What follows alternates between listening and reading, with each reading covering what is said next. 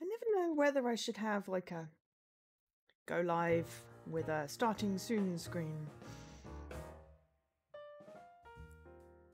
Or just continue what I'm doing and going straight in at 8.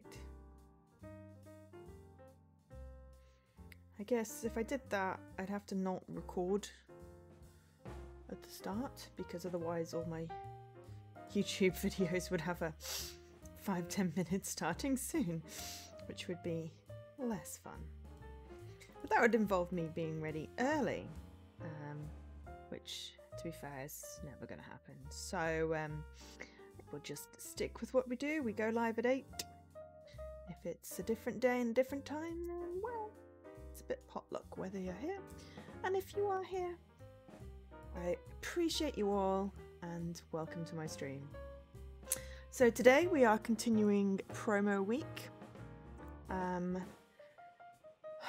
Well, when I say promo week, I mean Monday to Friday. I am streaming promo games from different places, different publishers, different developers. Not so much to clear my backlog, because my backlog's quite healthy right now. Just, you know, to give myself a theme. I like having a theme. We had the detective theme with all the detective streams. We did 2 weeks of that. And now we're having a promo theme. And next week we might do something else. I haven't decided as yet. So today's game is called Dull Grey. It is developed by Provodnik Games. And it's out today, May 5th, 2021. It's also on sale for the next week, I believe. It's only £3.35. Bargain. It's $4.99 less, though that's not the discounted price. There is confusing information. Either which way, it's about £4 or $5. It's not expensive. It's published by Sometimes You, and they were nice enough to give me a copy of the game to stream today, so thank you very much. It is a visual novel. It's an award-winning visual novel, hi Leaky, about growing up. It tells about mother and son, free will, search for happiness amongst foggy mountains and grey pipes. You'll be making one and the same choice again and again, deciding who the son should become, a lamplighter or a tallyman. At first, it may seem that the situation leaves you no choice at all, but don't jump to conclusions. Take a moment to think it over, and then perhaps you'll see your story in full colour. Interesting. Single choice leading to different... An unusual mechanic of a single choice leading to different game endings. Ooh, this is intriguing. I like this. This sounds intriguing. So yeah.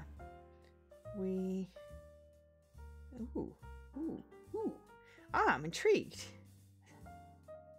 I am intrigued. Yes, indeed, Leaky. Intrigued. Yeah, well. Let's get on with it then. Oh, I forgot to put my light on. Okay, so let's see the difference when I put my light on.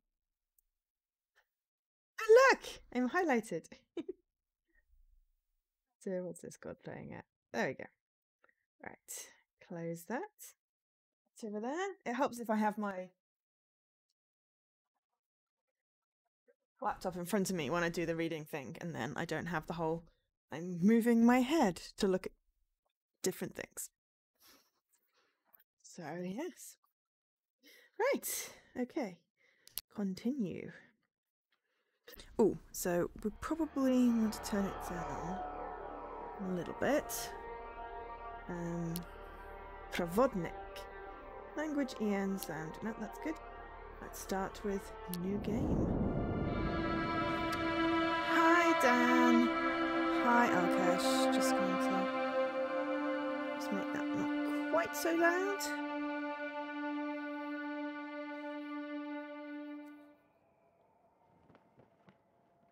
She sits and stares into space.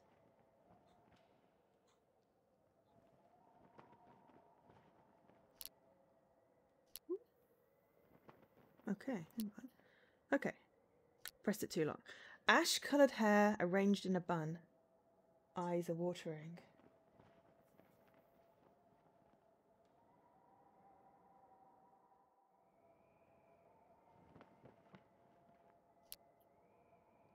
Give your granny a hug, says Mother.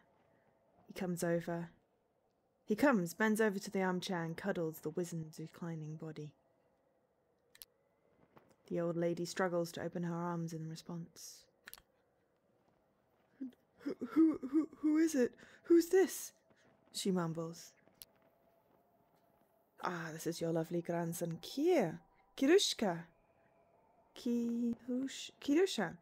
Remember how you looked after him, how you taught him the alphabet. Apparently this Russian is slightly Scottish. Letter G, geyser. Shoo. Mother gestures, showing splashes of water.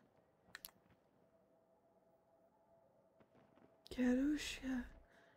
The old lady pronounces the name as a meaningless sequence of sounds. G. Geyser, geyser. Geyser, geyser. Shoo, repeats Mother, and then adds with a bitter chuckle. And the person is gone. He wants to withdraw, but Mother puts her hand on his shoulder. Stay with your granny for longer. I won't hurt. We've been living together for a year, and you could have called on her yourself just once. Just for a friendly chat without my bringing you here. He stops. Oops. The old lady is wearing a green dressing gown with flower patterns. Has recently been washed and smells of cheap washing powder. Kira can hear her heart beating. Thump. Thump. It's warm. Their home, two pokey tin bunkhouses pressed against each other, their doors open to a common porch. His father built it using parts of broken robots, and he was very proud of his work. Now it is used as a clothes dryer, and Granny's rocking chair stands under its rusty overhang. It's all surrounded by steam. Steam, hot springs, mountains, pale sky, and silence. Today is an important day, says Mother. You're going to choose a profession for Kier. What? A beetle is crawling up the bunkhouse wall. It stops and slowly and thoroughly cleans its wings. It's springtime, even though snow is still lying everywhere. So yes, I don't said hi, but hi Dan, hi Elkesh, hi Leaky. Oh, and Reese is online. Yes, so today we have Dull Grey. It is a visual novel where a single choice can lead to multiple endings. I don't know whether it means the same choice. Either which way, it sounds intriguing. So yeah. Of course, I sat down. Hello, Lady Marguerite. Welcome. Also, Dan is a really cute kitty.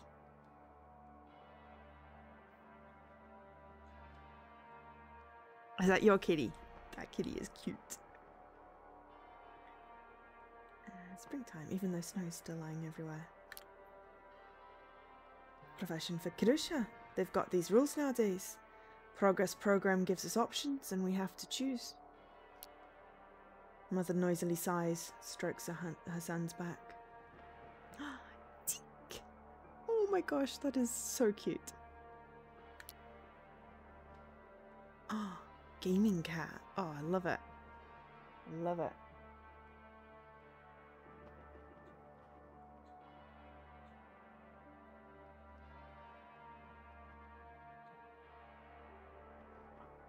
I'm going to drop you a follow so I can check out your gaming cat. There we go. Oh, my troublemaker. What will you be? Okay, lamplighter or tallyman? Okay, let's go with lamplighter, because it's the first one. A lamplighter, why not? It's a good and useful trade. Runs in the family, she says. Lamplighter, lamplighter, she says, a little quieter, and nods.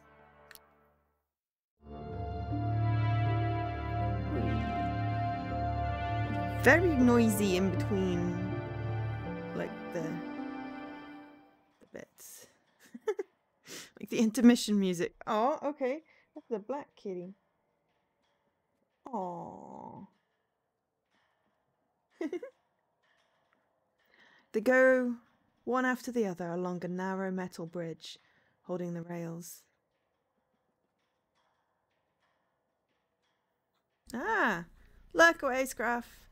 This game has some interesting... Yes, it does indeed. Be interesting to see how it turns out.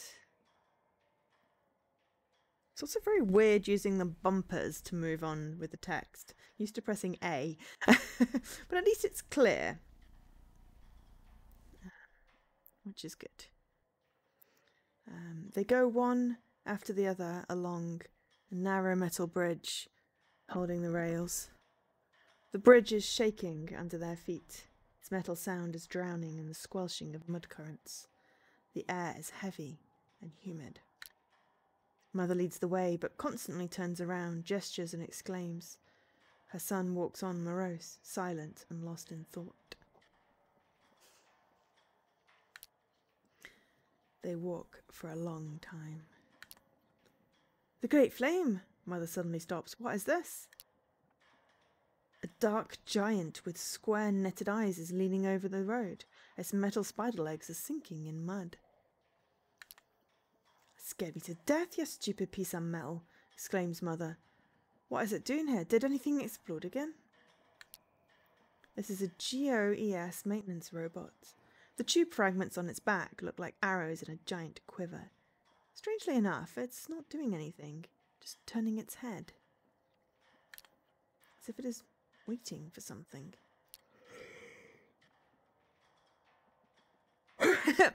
All the kitties, yes, that's the right answer. They cautiously approach, pass between its legs, constantly looking around. Mother is holding her son's hand. As soon as they get behind the robot's back, the giant thing turns with a clanking and screeching. Somewhere high above, a sandpiper flies up with an alarming cry. Oh, what is it doing? Asks Mother. The son shrugs his shoulders. All right, let's move on, says Mother, for some reason in a whisper. The robot follows them. It pulls out its legs from the sticky mud with a loud squelching sound. Moves in several step dashes. Often stops to turn its head around as if sniffing.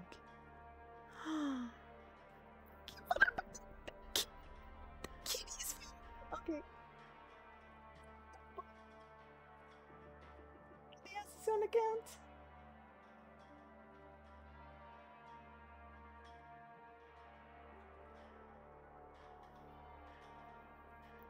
Well, yeah. Awesome. Thank you so much. Oh, so adorable. This robot is weird. I like it. Mother is nervous, biting her lips. Her hands are cold.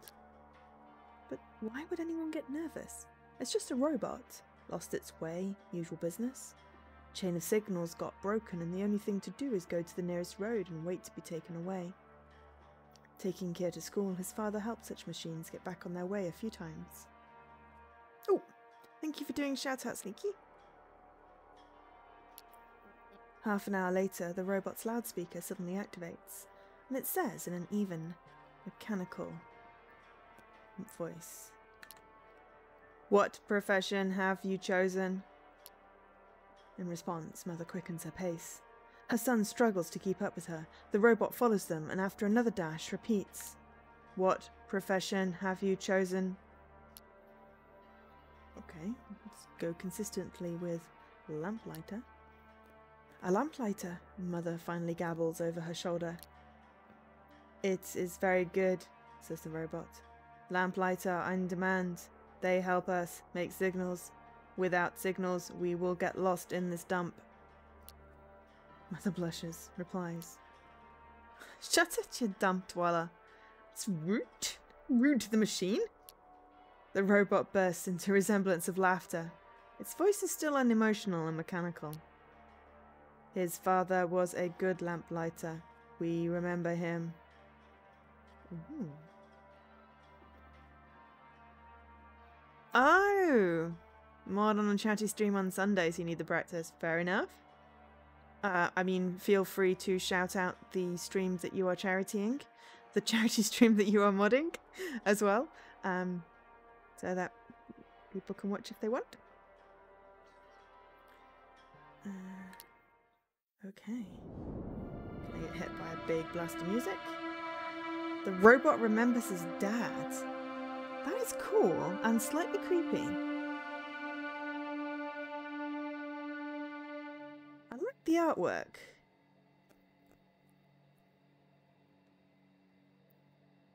You can sort of see it's like pencil drawings. It's really cool. The station is right ahead at the bottom of the crater. Black, massive and drowning in steam. Lines of rods protruding from its flat roof that looks like a giant hairbrush. Some of its teeth are occupied by spike heads. They slowly turn, blink, while charging. Some orange light goes blinking in the fog too, as if responding to the spike heads. Dan?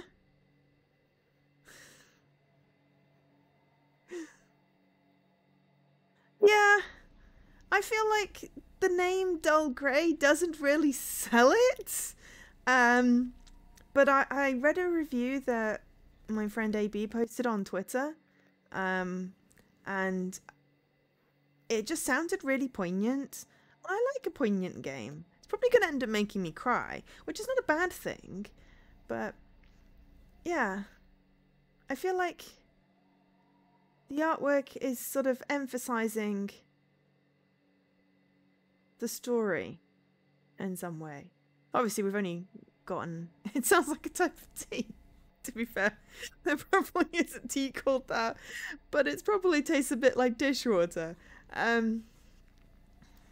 It probably sounds so much better in the original Russian name. I imagine Dull Grey is like a translation. Probably sounds much better in Russian.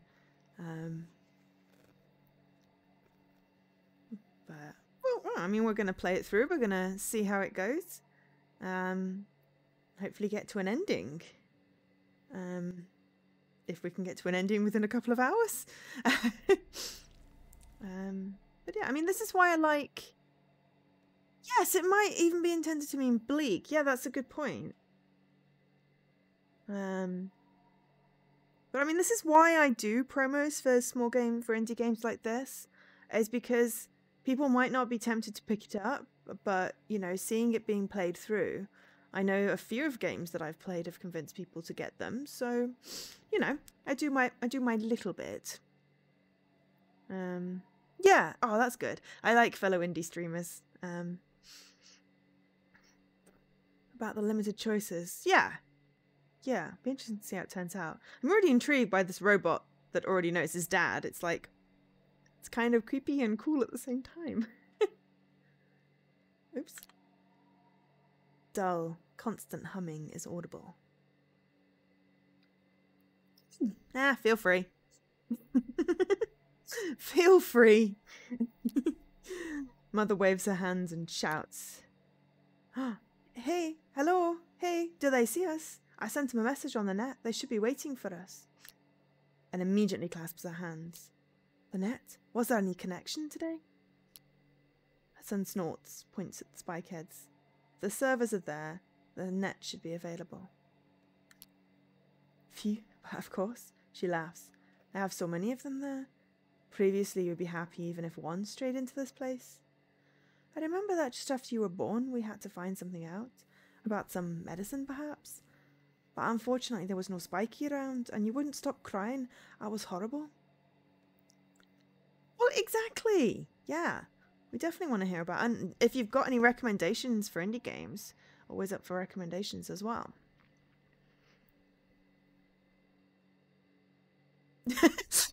I mean, fair point.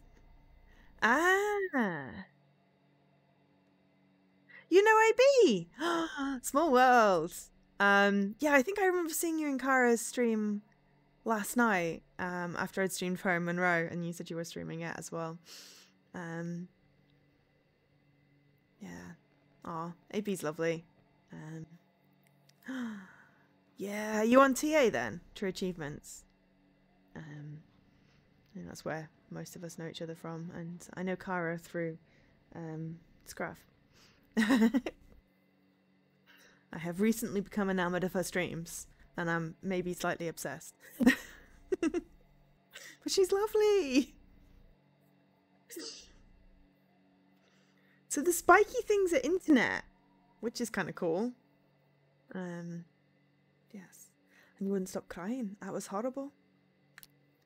She suddenly stops laughing and asks anxiously, "Do you think they will accept this one?" She nods at the robot behind them. Or will it trail behind us till thermal? Oui, ce n'est pas une pipe. It is Magritte. Whether that's the right reference or not is another question, but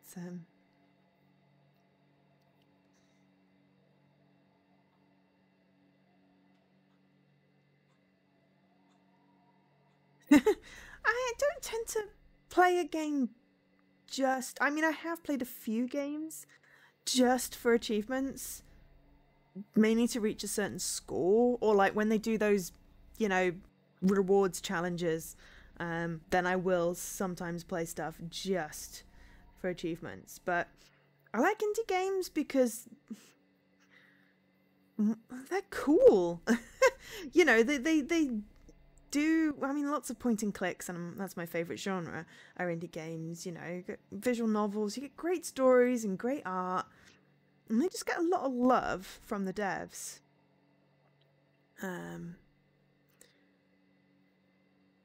You know, it's like you know, it's their sort of, their passion, which just makes them stand out a bit more from the AAA games. I mean, okay, yeah, sometimes there are bugs, and I'm very good at accidentally breaking stuff. But yeah. Yeah, that's basically my theory, Dan. If I need to bulk up my gamer score for whatever reason, you tried to game the feature that you could say positive things about. I try and pick games that are genres that I stream. It doesn't necessarily mean that I am going to like them. I mean, I will try and not say nasty things because, you know, because this is basically with pretty much every promo, my first reactions will be on stream. I figure, you know, if it's really positive, then I will, you know, promote the video and say, I played this really cool game, you should play it. If not, then, well, it just goes into the archive and we'll just file it under maybe next time. But it's hard to know. It's like hard to know ahead of time whether I'm going to like it or not.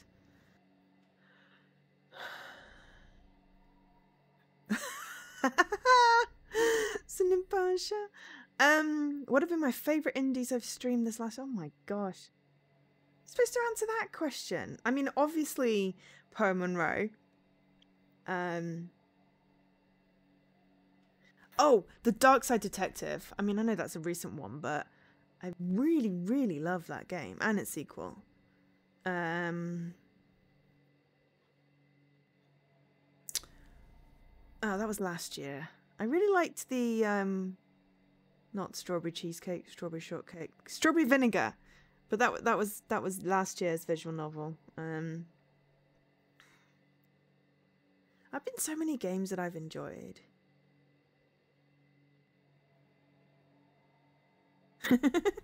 Don't think too hard.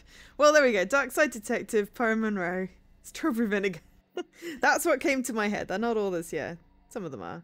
Some of them are in the last month. I played a lot of games. Oh, Tohu? That purple one with the little girl and the mechanical monsters, that puzzle one. That was really cute.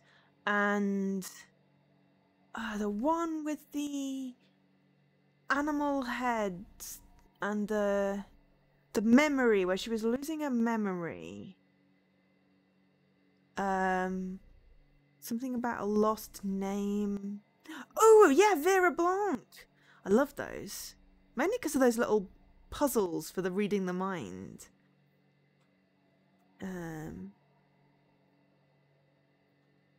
We're definitely going to have to check you out, Lady Marguerite. That sounds very cool. Oh, what was the one? Memorandum. Memoranda? Something like that? That was really cool. That was really good art as well. It's hard to know which is which side of which year. So this could be any time. I know it's definitely been on Twitch, which means that it's within the last year. I liked Spiritfarer. I don't think I streamed any of that. Restreamed that. Spiritfarer was good.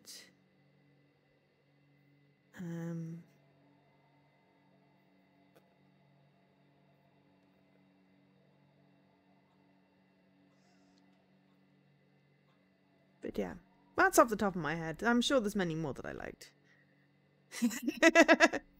Well, it's only because I streamed on Mixer before I streamed on Twitch, you see, so I can remember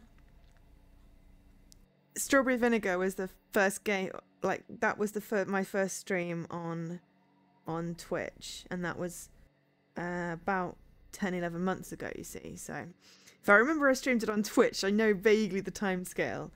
But yeah, pandemic is just completely, well, I mean, my sense of time has always been screwy.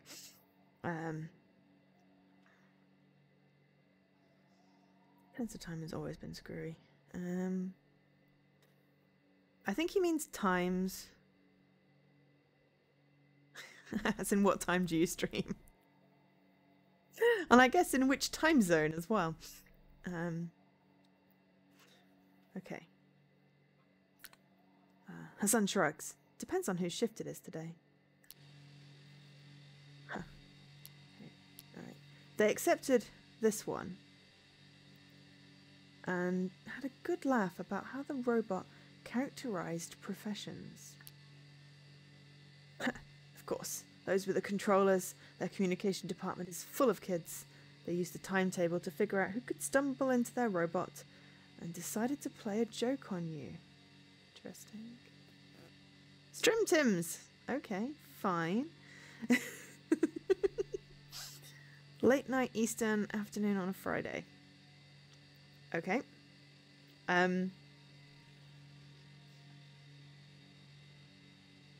What time is it currently for you, so I can figure out which of my clocks works for that?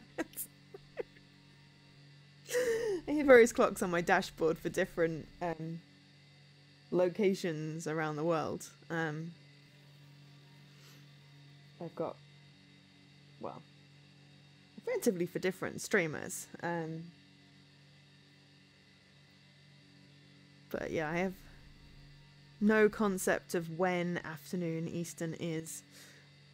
Oh, you're at 3:30 p.m. right now. Okay, so that's the same time as Jessie. Yeah, it's 8:30 here.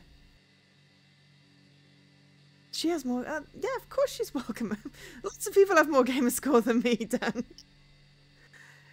Yeah, so Philly time zone, same time zone as Jessie. So afternoon is still late night Eastern. Oh, afternoon on a Friday would work. Late night probably wouldn't. That would be a sleep time. Yeah, we're in most of us are in the UK. Alkesh is in France.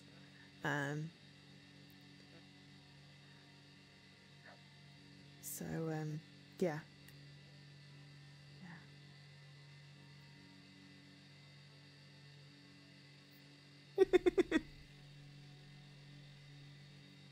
Ah, well that works.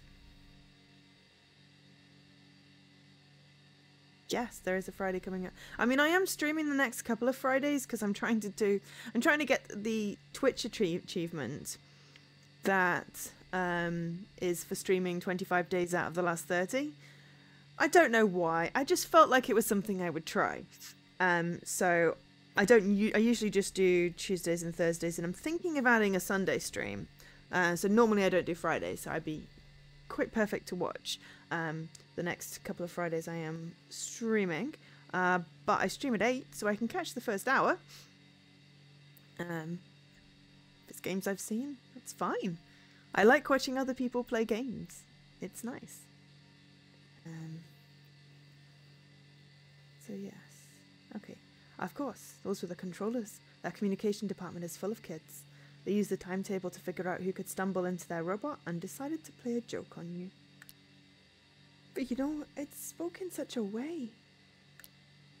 Oh, don't take it too... Oh, but you know, it spoke in such a way. Oh, don't take it too seriously. It's Aunt Tamara. She's wearing a uniform jacket, an embroidered scarf around her neck and earrings. She is sitting at a big window with Mother and drinking tea, putting cups on the corner of the table between piles of paperwork. Okay, so the only thing that's slightly odd is I don't know who is speaking. So I think that might be the aunt. Because usually I do the different accents for different people. Now I'm just doing all the voices in like a weirdly Scottish accent even though they're in Russia. So that is going to get a little bit confusing.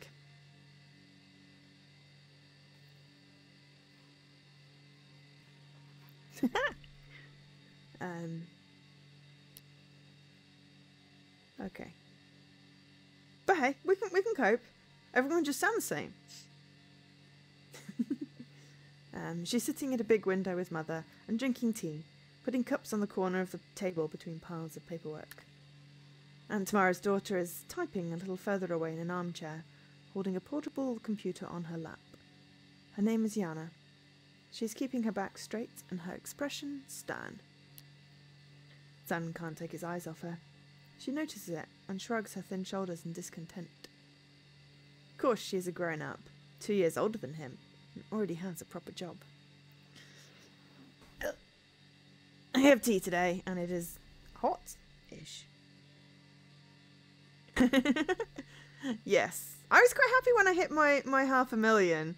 I never thought in any stretch of the imagination when I started gaming that it would be I'd be anywhere near that.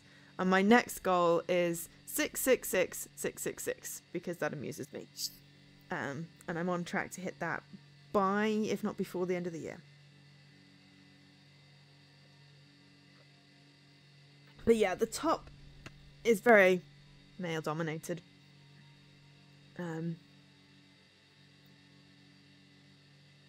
I don't have like the time to get, you know. Wow. Hey, that's pretty good. Yeah, I don't have the time necessarily to like keep up the traction to go any faster. I mean, what are we? 2000, is it 11 years? Oh yeah, I am number 1 on the point and click leaderboard for most things, and number 2 for completions, gamer score and true achievements. But I'm number 1 in the UK. So I am number 1 in the world for Lego completions. That was my first thing. I've completed to 100% every single Lego game on Xbox. Because, you know, that's the thing. And then they've not brought any out for like so long. So it's like there's been that massive gap with no Lego. The next one's that Star Wars compilation, which should be coming out sometime this year. Q Sports. That's also quite a niche one. Yeah, I'm working on getting to #1 for everything on the point and click leaderboard, but it's just balancing that plus a full-time job plus streaming is kind of hard. And then they keep on bringing out more games. And there are like 4 that I don't have and can't get access to because of closures or delistings or stuff. So those are 4 that I'll never get. But of the remaining 224, I think there's about 4 that I haven't started. Or 4 that I don't own, because they've just come out recently. But yeah. I do stream point and clicks a lot, so it does work out. But, yeah. I think if I can reach my £25 voucher on Microsoft Rewards, I'm going to treat myself to the... there's a series by the people that... The, Deponia Games, the same studio. Can't think right now what it's called. They have, like, there's 2 games in a bundle that are point and clicks that are a similar vein, so I might treat myself to that and schedule in a stream or so. There's also, like, a sequel to the Larry Laffer game coming out in mid this month, and there's another point and click that's out today, and then there's one I picked up last week that I started playing. I haven't got any achievements in it yet. It's kind of weird and it freaked me out so much I had a weird nightmare. So I'm not quite sure what to do with it. It's called Bad Coma. You wish you could afford the game. I mean, technically I have a decent job, so I can afford all the games I want to play. It's just I don't have the time to play all the games I want to play and complete them. Oh, well, I don't have massive numbers, but I don't know if you've signed up on Keymailer and Hoover. That's good for getting some codes.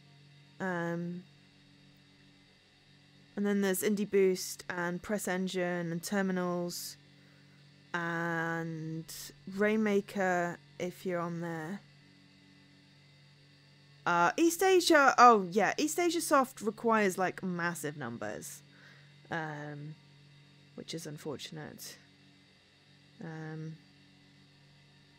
Yeah, they changed the rules. They want like 500 followers or like 100 average viewers or something, and it's like, I like Ratalaika, they have the small numbers, it's nice. I don't, get all the rat games because I'm not good at platformers, but when they do the visual novels, I like that they have them on there. But yeah, if you're on all the sites, then yeah, I mean, that's basically what I do. I get codes off there. Ah, you like platformers. Yeah, our friend Jesse likes platformers as well, and he's good at them, which helps. Oh, until they make... I mean, I would always try and run left. I'm left-handed, so naturally left is good. Platformers just require a little bit more coordination than I possess. Like, the simple ones I can do, and I can usually get, like, so far. I mean, I find that, like, the Xbox controller... So I've not got massive hands. The Xbox controller always feels quite comfortable. I don't have to stretch too much.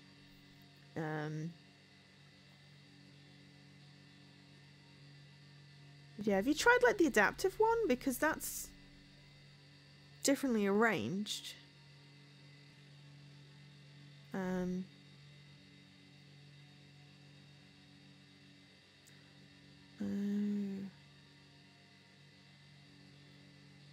Even with the D-pad?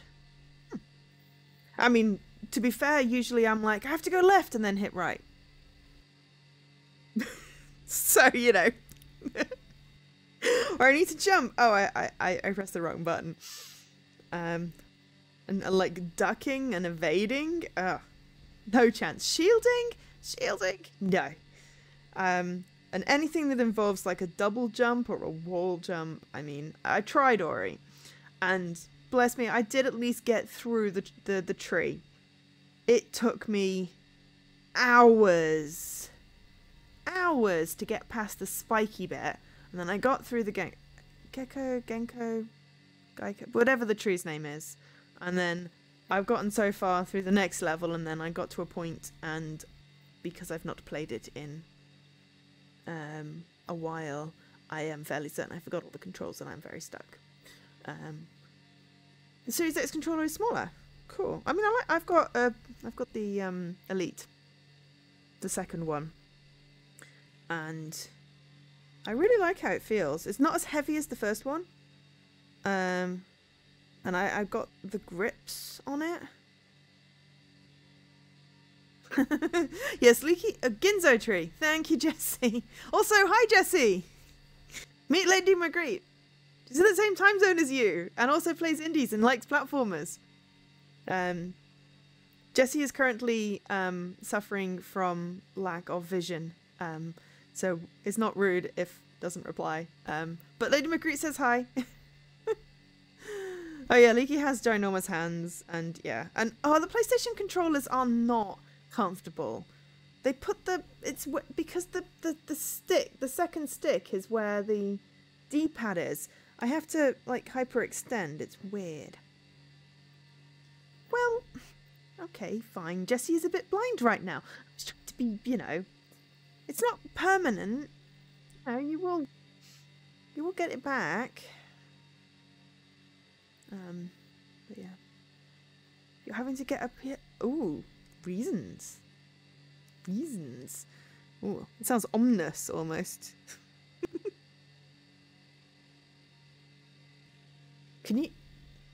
Would that be for like PC games or a PlayStation? I mean, I don't think, can you use a PlayStation controller on an Xbox? It'd be really cool if you could. I'm very much team Xbox on controllers. Very much team Xbox. I mean, I'm very much set up for console gaming. I have a gaming PC, and I do occasionally stream Windows games. Just want a Switch? Ooh, congrats. It's just, I don't really do keyboard and mouse games. So if it doesn't use a controller, then yeah, I get a little, you know, confused. I mean, I've played Among Us on PC, and the amount of times I run into walls and forget the controls is just hilarious. I mean, I also hate your past self for not buying donuts, Dan. And why were you so selfish? Okay. Behind the armchair there are handrails and a long staircase going down into the darkness of a maintenance workshop. A robot accepted for preventative maintenance stares from the dark. You've already dismantled its legs. I mean, I used to, Leaky. And point and clicks are easier. It's just more, my setup doesn't really work for streaming with a keyboard. I'm sitting on my sofa. The PC's all the way over the other side of the room. So where are you going now? Asks Aunt Tamara. To Thermal to meet the Navigator. Ah, the Navigator. Such a handsome man. He travels in a train that I've never seen before. I even envy you. Come on, there's nothing to envy. We had bags of nerves. Aunt Tamara nods understandingly. Well, jokes aside, what profession have you chosen? She asks. So you could be consistent, or you could just... I'm very tempted to do a playthrough where I just like pick alternate. It'll just change your mind, but we're going to be consistently lamplighter. Lamplighter, replies Mother and sighs. Has the choice, well done, says Aunt Tamara and takes Mother's hands. They spend some time in silence. You know, after what happened, I thought, well, you know what I'm talking about. It goes without saying. Well done. Excellent. I think that's because of the father? Mother nods. You know what, Kapka? What I also wanted to say is we do need lamplighters, because we have signal failures everywhere. We badly need them. But if your son goes away, then... why am I skating around it like a well-greased robot? No! Tomorrow it suddenly explodes. If your son goes away, who'll be left? Who else would make a decent husband? Some drunkard from Thermal? And we are a done deal. We are all settled here. She points at her daughter. Yana blushes and starts pushing the buttons with double force. Son attempts to stand up, leans forward but hesitates, and stops in this strange position. Am I wrong? Continues on tomorrow. Or do you intend to become an old maid, my dear? Mother! Her daughter exclaims in a fit of anger, then rises and loudly declares, then going to the kitchen. She subtly motions Care to follow her. Go ahead, waves Aunt Tamara. The kitchen is a poky and dark place. The only source of light is round holes in the ceiling. The door of the fridge is covered with souvenir magnets. A headless robot frame sits in the corner. Just so we're clear, that sort of dull humming, that's the game. My audio is not acting up. I just realised that that noise that I could hear is not the fans. It is the game. I'm hoping at some point we're going to an area where we don't have electrical hum. But hey. Don't listen to my mum, smiles Yana. It's so like her, imagining things. Kier nods. And why did you stop going to school? Yana asks. He mumbles something like, well, you see. Is it because of what happened to your father? It must be really tough. And why wouldn't you move to Thermal? At least you'd have people around. Kier repeats as usual, well, you see, and points somewhere behind his back. Your mum doesn't want to. Kier nods. You are so untalkative. Are you afraid of me? He intensely shakes his head. Yana takes out a mirror and turns the light and spends some time contemplating her own reflection. Then she unbinds her hair with a single motion and asks, Tell me, am I beautiful?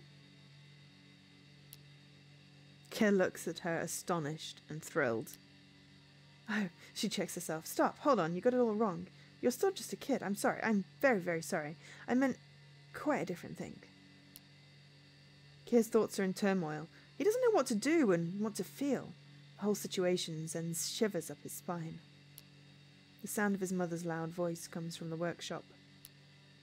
You see, he wants nothing. Absolutely nothing. And what do I do? What? Yana continues. Don't say anything, no need. But let me tell you one thing. Her eyes flash with strong emotions. You know what? Get away from here if you have a chance. You need to go away. Kier nods slowly and hesitantly. Tell me the truth. Who do you want to be?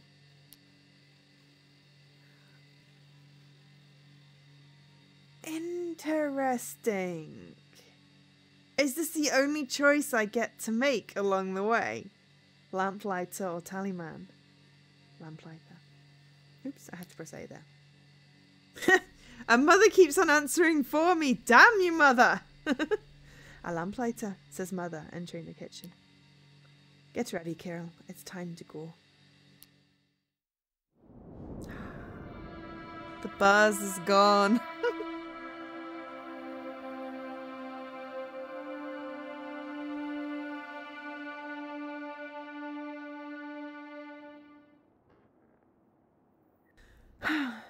Gondola.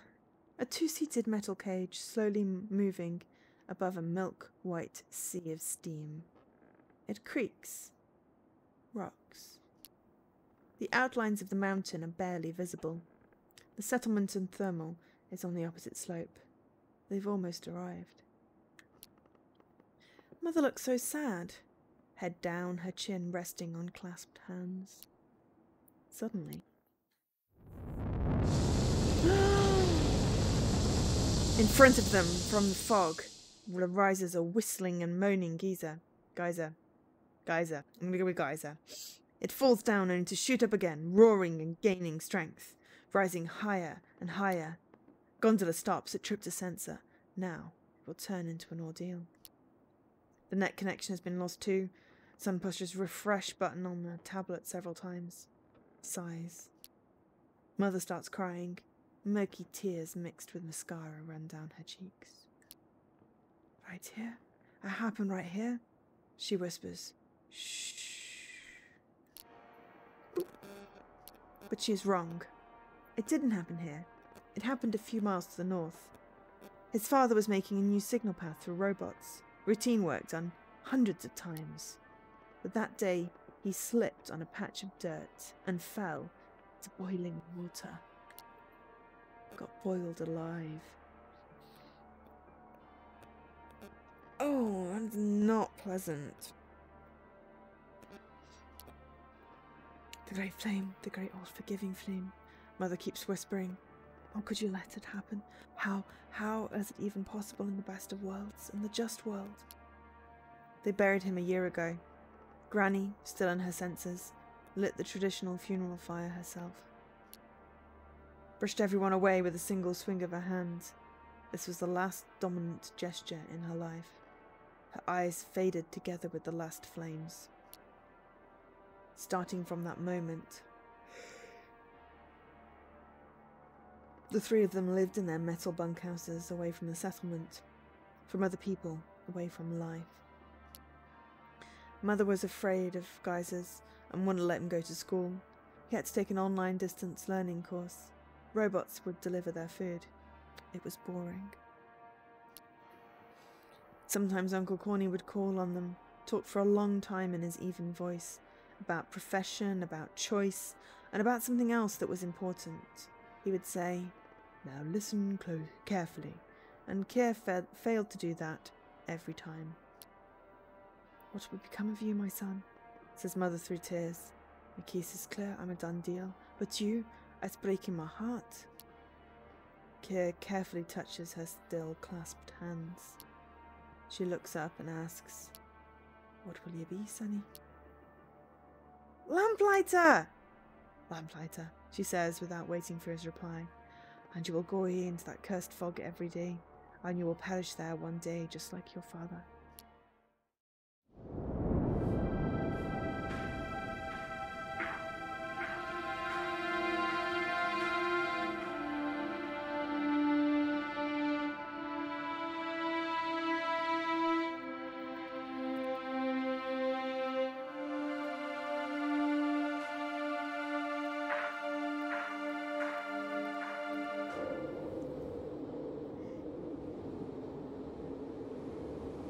A school, a rectangular building on the slope of a mountain. Long, narrow windows form steps on its facade. He stands with Uncle Corny on a rusty balcony. Mother is inside collecting his school supplies. What can one collect there for so long? His school shoes? His broken tablet? Strange. "You've got to remember that the progress program is the greatest blessing and the greatest evil of modern times," says Uncle Corny. He's always very polite, neat, and absolutely unemotional, like a robot. Worse. What's everyone doing today, anyway? I realise it's like an hour into the stream and I haven't really asked. It's Wednesday. I mean, I don't understand how it is Wednesday, how it is May. But how's everyone doing? Listening to him is a torture. In fact, he's no uncle to Kier, and not a teacher. He's a local technical administrator. He provides access to the net for all visitors. And the school is not really a school, rather a club. Sending children there is already no more than a custom. Parents do it to make them socialise and get them out of the house. Today, Progress Program has almost unlimited control over people's lives, and it's excellent, continues Uncle Corny. We see what wonderful fruits it yields all over the world. He makes a gesture that sweeps across the horizon. Ooh! Did you buy Buddy bookcases? I own many Buddy bookcases. My favourite thing I hear. Well, no, they also have, like, other cool things, but, you know.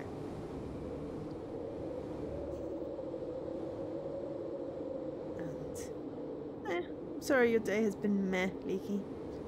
Hopefully it will start looking up.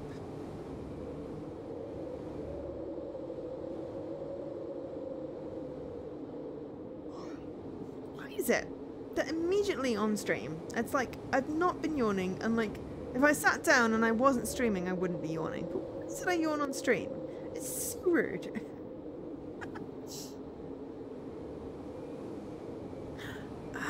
You bought a chest of drawers. Well, that is sensible. That is sensible. Somewhere in the distance, hundreds of miles away, there stands the city of Algova. The model city. The dream city. The fruit city. They cannot see it from here. What they can see are ramshackle 5-story houses in the settlement of Thermal. A flock of sandpipers flies from one house to another, maneuvering between cables. Unfortunately, each program has errors, says Uncle Corny. And in Progress Program's case, these errors are disastrous. He suddenly chuckles in a strange way. Kier gives him a bewildered look. Excuse me, says Uncle, turning away and hastily whispering, God bless us and save us. What Kier's father really hated was the believers in the flame. Called them sig ends. But his father liked very few people. Granny? Yeah. Mother? Perhaps. Yeah. This is why Progress Program needs independent supervisors. Tallymans, continues Uncle. Of course, this is a great responsibility. You'll have to learn a lot, visit a lot of places, and gain understanding of the mechanisms that control our life.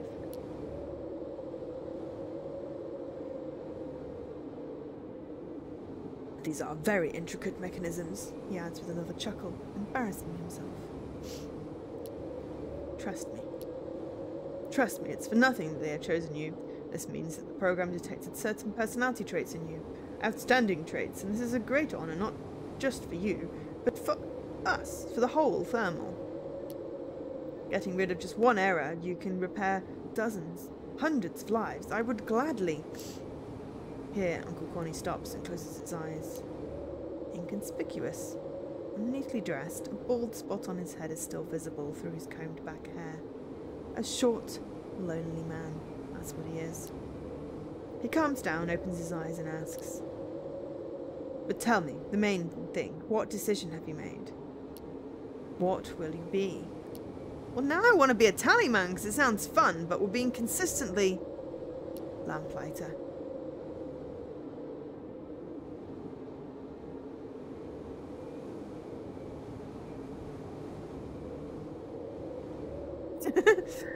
Dan is very much a meat-free person. You can get vegan meatballs though. You'd like to distract... Oh, sorry, I made my decision.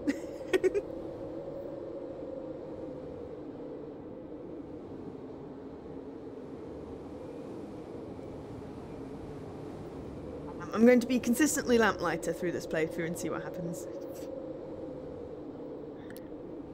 Her voice sounds sharp. Oh. I mean, we can talk about the decision.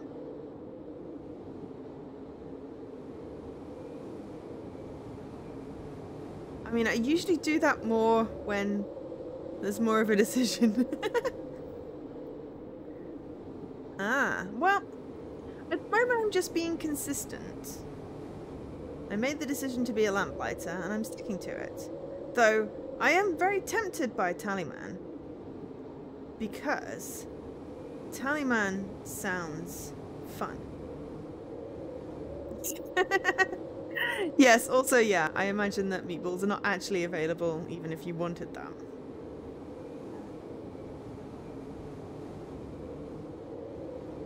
But yeah. Her voice sounds harsh, almost angry. But, Kappa, mumbles Uncle Corny. Well, this is what we decided, she replies. Son, give us some time. We need to have a word in private.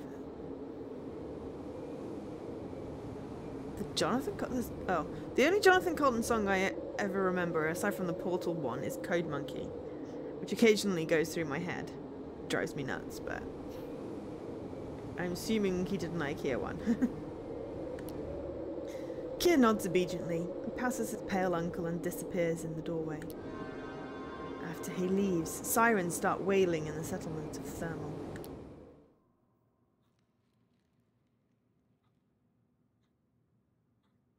Now the school is empty. Sounds echo in desolate arched halls.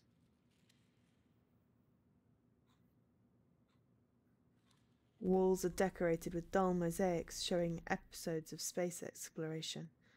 Pots with flowers double their number in the mirrors. Kier is happy that he managed to get away from adults. He wants to do the thing that he planned to do for a long time. He did a song a week for a year for an achievement. I mean, that sounds reasonable. He intends to get into Mischief, use his hacking tool. It's the program that he created a year ago, but had no time to run because of his father's death. Now it's time to do it. Who knows what is going to happen to him after he meets the Navigator? Kier finds his terminal. His favourite cup with a cheerful robot is still inside the drawer of the desk, unwashed and stained brown. Ew, probably mouldy as well. There is a layer of dust on the keyboard. The screen lights up. The program launches. A faint smile appears on Kier's face. It's time to have fun. He goes through the profiles of his schoolmates and edits their photos. Turns them upside down, adds a moustache, horns, or an elephant's trunk. Stops on Yana's photo. Looks at it for a long time. She is stunningly beautiful. He wants to draw a heart on her photo, makes an attempt, but cannot find the strength to do it. Instead, he turns the terminal off and slowly shuffles back to the balcony. Kier pushes the door and sees a strange scene. Mother is crying, and Uncle Corny hugs her, kisses her forehead, and apparently says a prayer. When they notice Kier, they jump from each other like scalded cats. So, starts Uncle Corny, but gets stopped by a coughing fit. So, what is your final choice? He finally asks. Okay, we are pausing.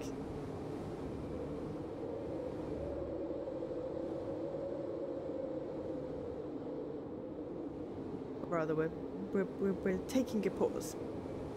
Brief pause. I mean, we have been consistently picking Lamplighter, just because it was the first option. I mean, the choices are basically Lamplighter or Tallyman for the whole game. I kind of like it. Yeah, Mum has been choosing Lamplighter. Dan apparently wants to be a Lamplighter. I mean, when Uncle Corny was talking about the Tallyman, it sounded really interesting, and I wish I'd picked that from the beginning, but if I'm being... I feel like I need to be consistent on the whole Lamplighter thing. I made a choice. I should stick to it. I mean, our father was a Lamplighter. Yeah, there are lots of different endings. Our father was a lamplighter, and I think we respect our father. He got himself bowled alive. That is less fun. It seems like the Tallyman is kind of like looks for errors and corrects them. Maybe a less dangerous job. Sounds intriguing.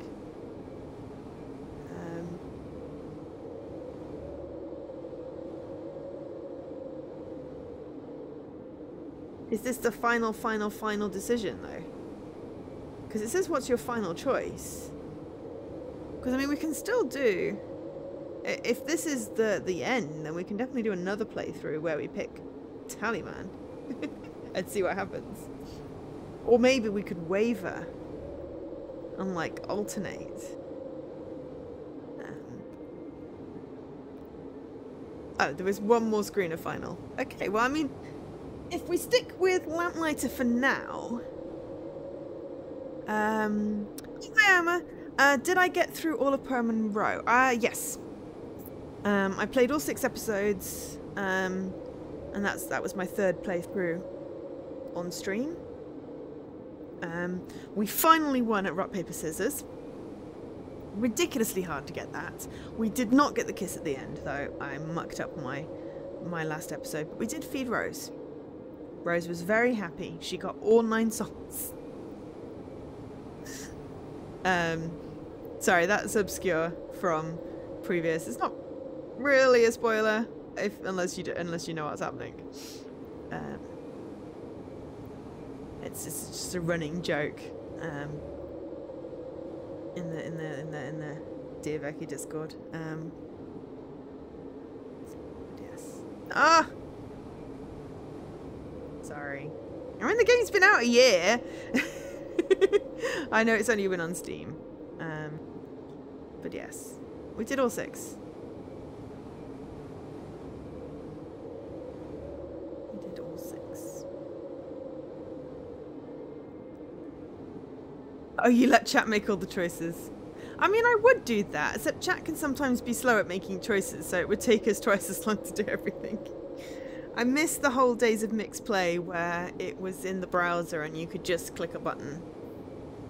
Oh, they made poor choices. Oh no. Oh no.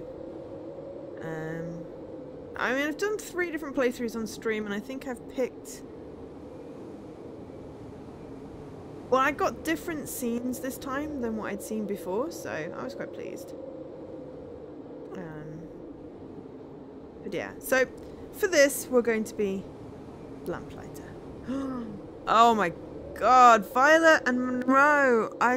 Oh my god, it's like OTP, I love that scene. Just love them. But then, you know, we were really invested in Violet from Shapeshifting Detective and in Ashlyn just purely from Dr. Decker, where she was Mariana. So, yeah. But her and Monroe, just the lines, it was just like, squee.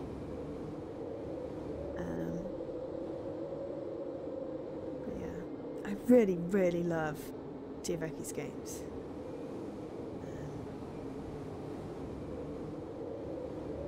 I'm really hoping that the ones they were planning during lockdown have made some progress.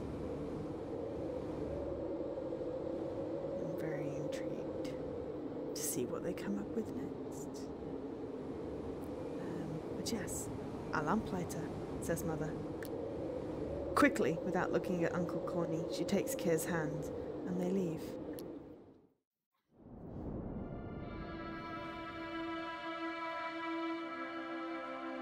Everywhere is so isolated out here.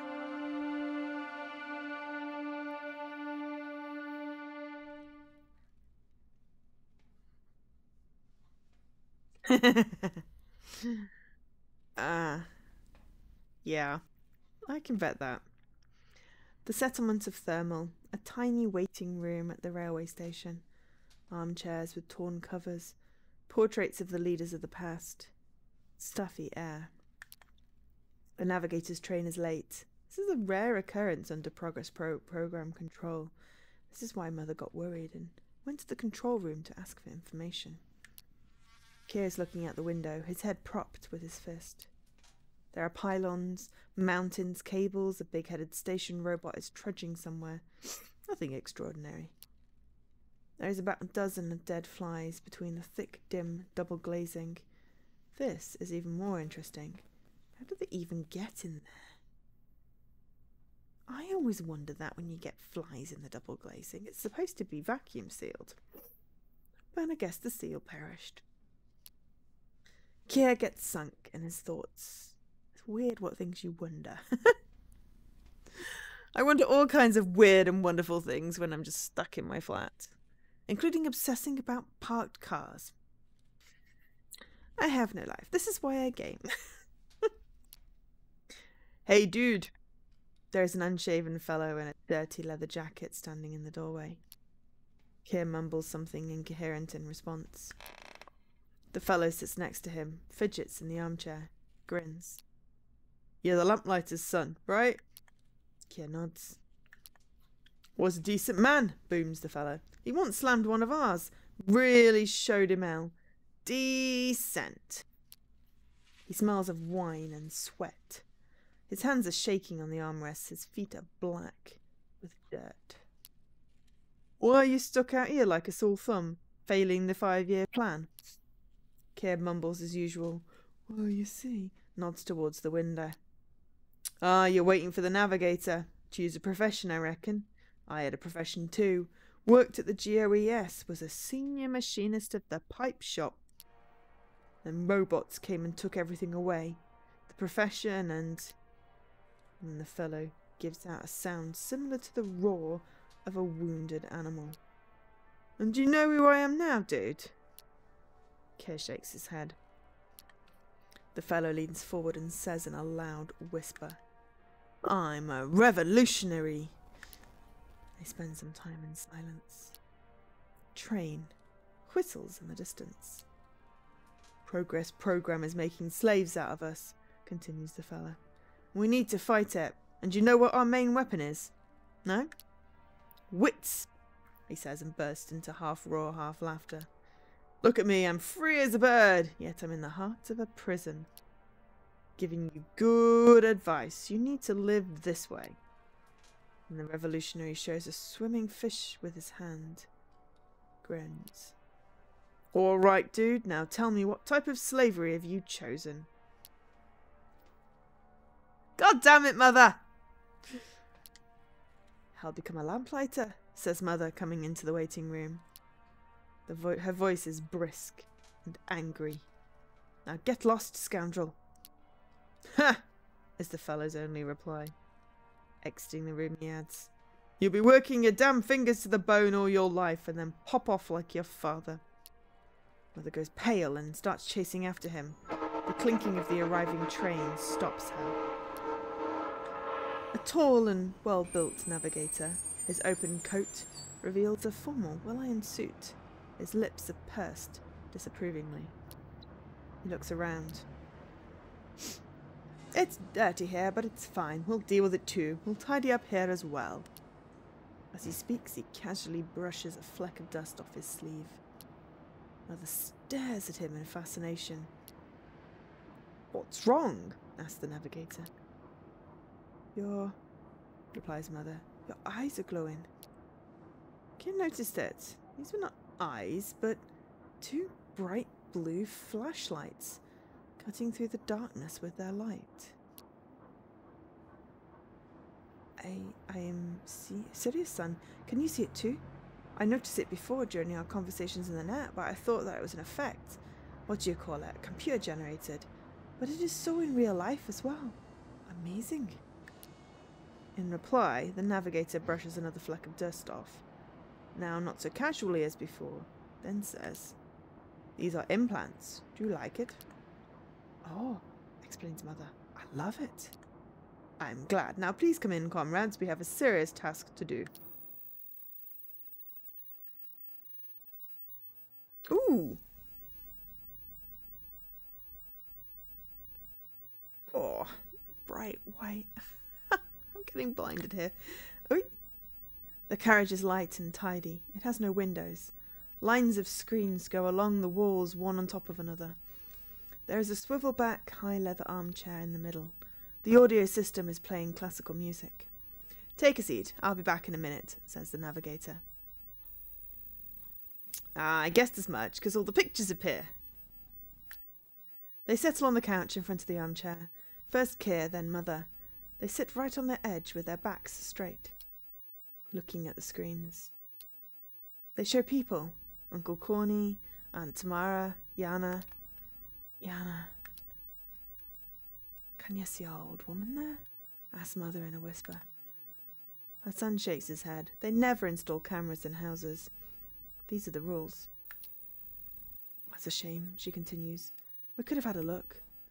I'm sure she invited old men to have a drinking bout. The thought seems extremely amusing to her. She sits back on the couch and nudges her son in the shoulder. Keep your cool, kiddo. We can do it.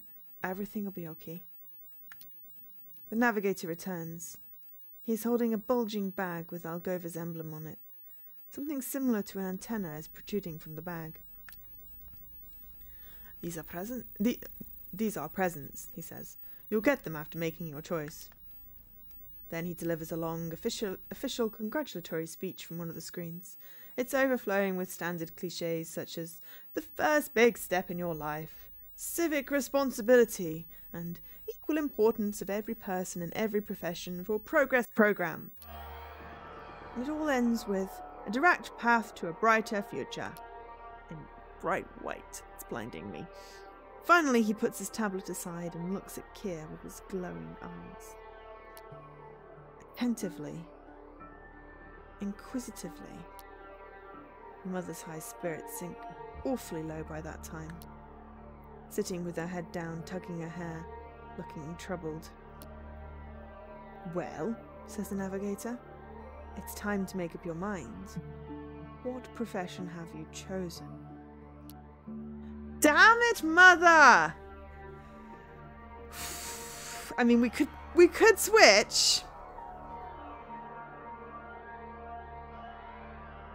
But we're going for lamplighter.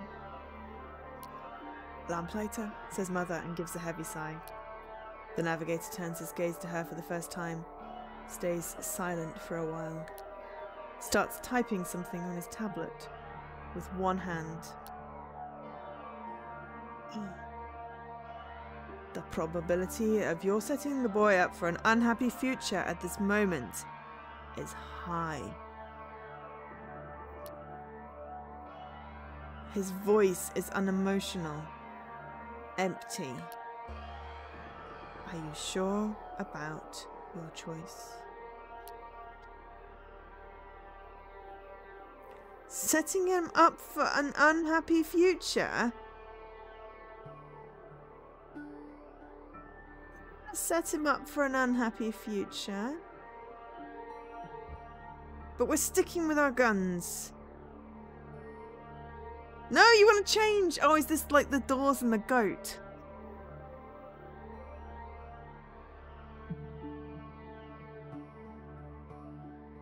You repent. It's like, yes, behind it's either a car or a goat. Do you want to change your mind?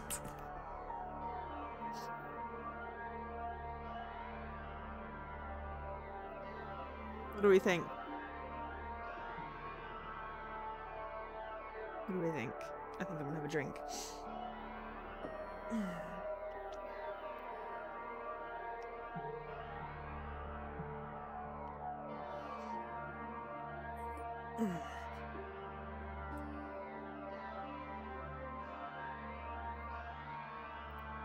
Do we, if we have a high probability of setting him up for an unhappy life, should we change? Or should we stick with it? What do you think? Tallyman. Okay, we've got one vote for changing, for saying no. Any other votes?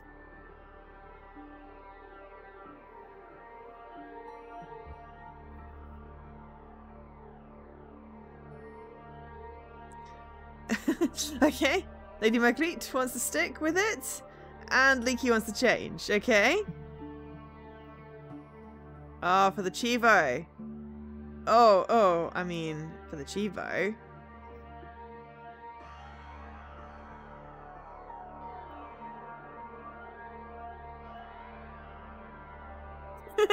I mean, I'm fairly certain there's a Chivo either way. fairly certain there's a Chivo either way.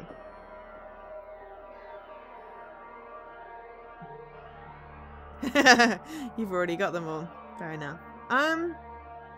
Well, chat, the majority in chat, yeah, Monty teaches you always change. Yeah, the majority of chat is saying change, so we are not sure about our choice. I'm not sure about anything anymore, replies Mother. Navigator sits back, stretches his tight neck and focuses on Kier again. Alright, let's make another attempt. So, what profession do you choose? Tallyman. Tallyman, says Mother and gives a heavy sigh. Navigator glances at the tablet. Oh my god! I'm afraid that you are setting the boy up for an unhappy future again. Are you sure about your choice? What the heck? Dude. Yes, no. Is there no other way? I'm fairly certain we should go with, is there no other way? Because you've said for both choices that it's unhappy. What do we think, chat? Tallyman? No. Is there no other way? Or is there any other way?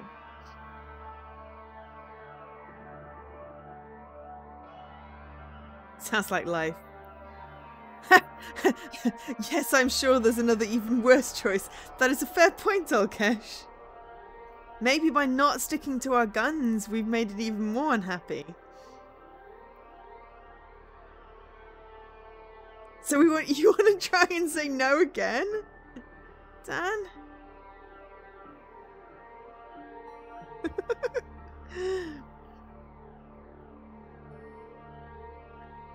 Unrepent!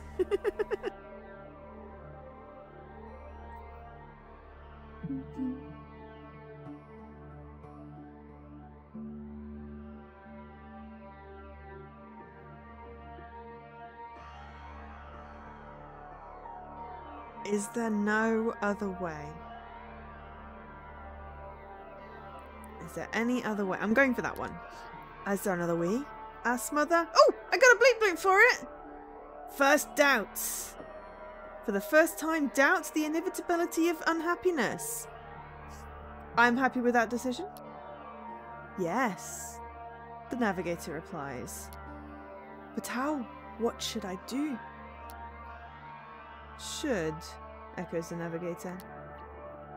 Or shouldn't, he adds after a pause, and stares intensely at Kerr.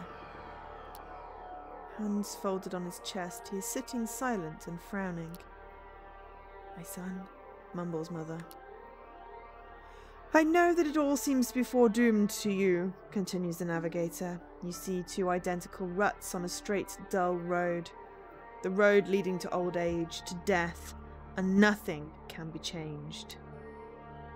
But it can be changed right now, regardless of what you previously thought or said. This opportunity is the greatest gift of Progress Program to people. You need to understand one thing. It's not only your choice that matters, but also the way you make it. I don't understand. Mother shakes her head. I've said enough. What happens next is up to you. Navigator sits back, stretches his tight neck, and focuses on Kier again.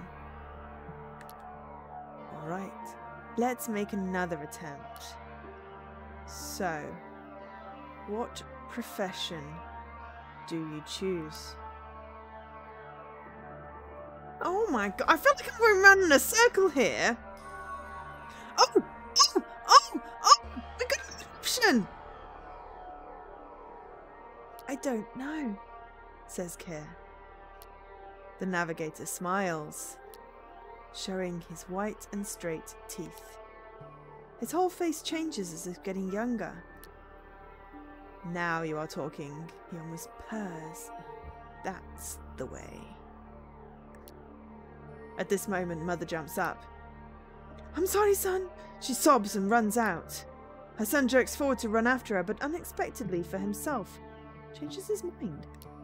Instead, he pulls himself together and sits up. They are left one-on-one. The navigator keeps on smiling. "It's not an easy choice, I understand. But you know the answer, right?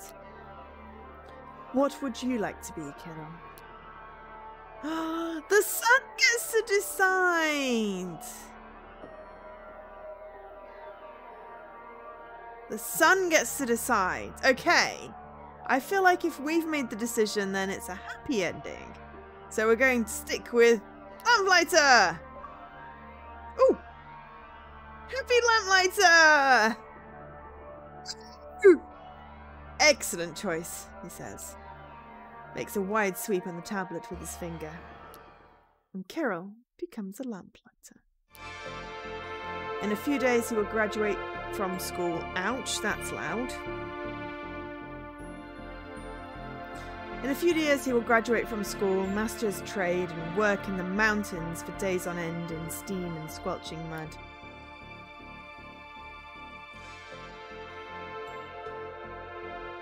His face will become weather-beaten and rough.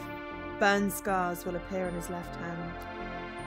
Getting back home, he will always call on his old granny first and just sit by her side, sometimes reading aloud. She will soon die, amazingly, peacefully and quietly. Mother will not grieve for a long time and will soon announce that she's going to marry Uncle Corny. Her son will shrug it off, wish them a happy marriage, but will refuse to move to the settlement of Thermal. He will meet Yana at their wedding. They will dance. This will be the second or third dance in Kir's life. It will be clumsy, but he will try to do his best, with a very serious face. Yana will burst into laughter. They will then write to each other on the net, once, twice, and little by little Yana will move into his poky metal bunkhouse. She will quickly arrange things her own way, will add colour, blue, orange, pink. Getting back home from work will become more pleasant. And by the end of the 5-year plan period, they will already be expecting a baby. There is no maternity hospital in the settlement of Thermal, so they will have to travel to the regional centre. Everyone will accompany them. Kir's mother, Uncle Corny, Aunt Tamara, and even the unshaven fellow in the leather jacket. But this time, he will be clean-shaven and get a suit from somewhere. "I've got a grandson now," he would tell everyone pompously. "I'm starting a new life." What? The navigator from Algova will get in touch with him. He will give them a reserved congratulation and remind that main challenges still lie ahead. Says that childbirth fills you with energy and joy, but it is great responsibility too. To the child, to yourself, and to the whole society. And if you drown in everyday life, stop looking around and trying to do your best, the joy will soon go away. And the desperate, suffocating, dull grey will be the only thing left. The end. You helped Kir become a happy lamplighter. You achieved success while strictly observing all the Progress Program rules. Congratulations! You'll make a good navigator. Ooh, Dull Grey is the second game set in the world of Progress Program. The first game, Railways of Love, is a road novel about love and destiny. Thank you for playing. Author, Roman Vlasov. Artist, Anna Vlasova. Music and sound by Telemechanical. Soundtrack. There's a link. I'm not reading that out. Additional graphics by Katerina Mlevskia. Sorry for butchering everyone's names. Translated into English by Pavel Rubtsov. Translated into English, partially edited by Alison D. Almeida. Translated into Spanish by Esteban de la Cruz. Technologies used in development, ink, phaser, transcript, hide what? Jasmine! Language tool. Special huge thanks to Oleg Lasota. Special thanks for help to Maxim Nanov, Maxim Gustavin, Sergei Shlatula, Anton Gudim, Rustic, Ilyatin, Sergei Morzaski, Wolaik, Antenna, and Oleg Lenikov. Thanks for playing. Okay, alright, hang on. Just have to do main menu and turn, and just so the sound goes slightly less loud. Ow. And also the white blinded me. I now want to know whether... Sadly, their first game is not on Xbox. But that sounds interesting. Okay, so what we're probably going to do is take a very quick tea break, because I'm out of tea, and then have a look and see what other endings we can get. We will probably skip through some of the text I've already written. Read. I can get the right word. My brain's not broken. Could try and get a couple of different endings. There are 15 achievements. We've only gotten 2. We can do a few more. We've got time. So we'll skip through some of the text we've already read. We'll try a couple of different endings. Avoid dull grating. No, we're going to get some peppermint because it's late. But yes, so time for a quick tea break. And I will be back. I know, right? I just got the wrong verb. I was like, written? No. Read. I read words. But yes. Okay, I'll be back in a few minutes. Talk amongst yourselves.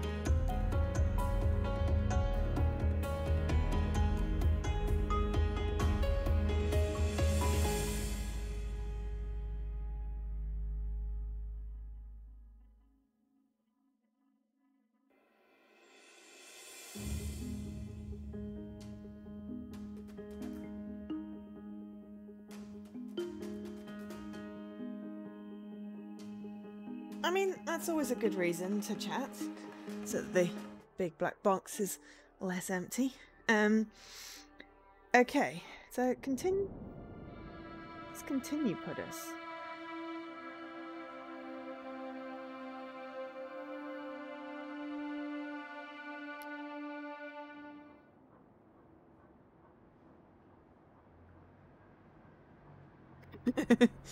Poking it again. Okay, so... Alright, so we get the navigator ending. Okay, so we can skip. Alright, let's get some other endings. So we've picked Lamplighter all the way through. Let's see if we can make him unhappy Lamplighter. Okay.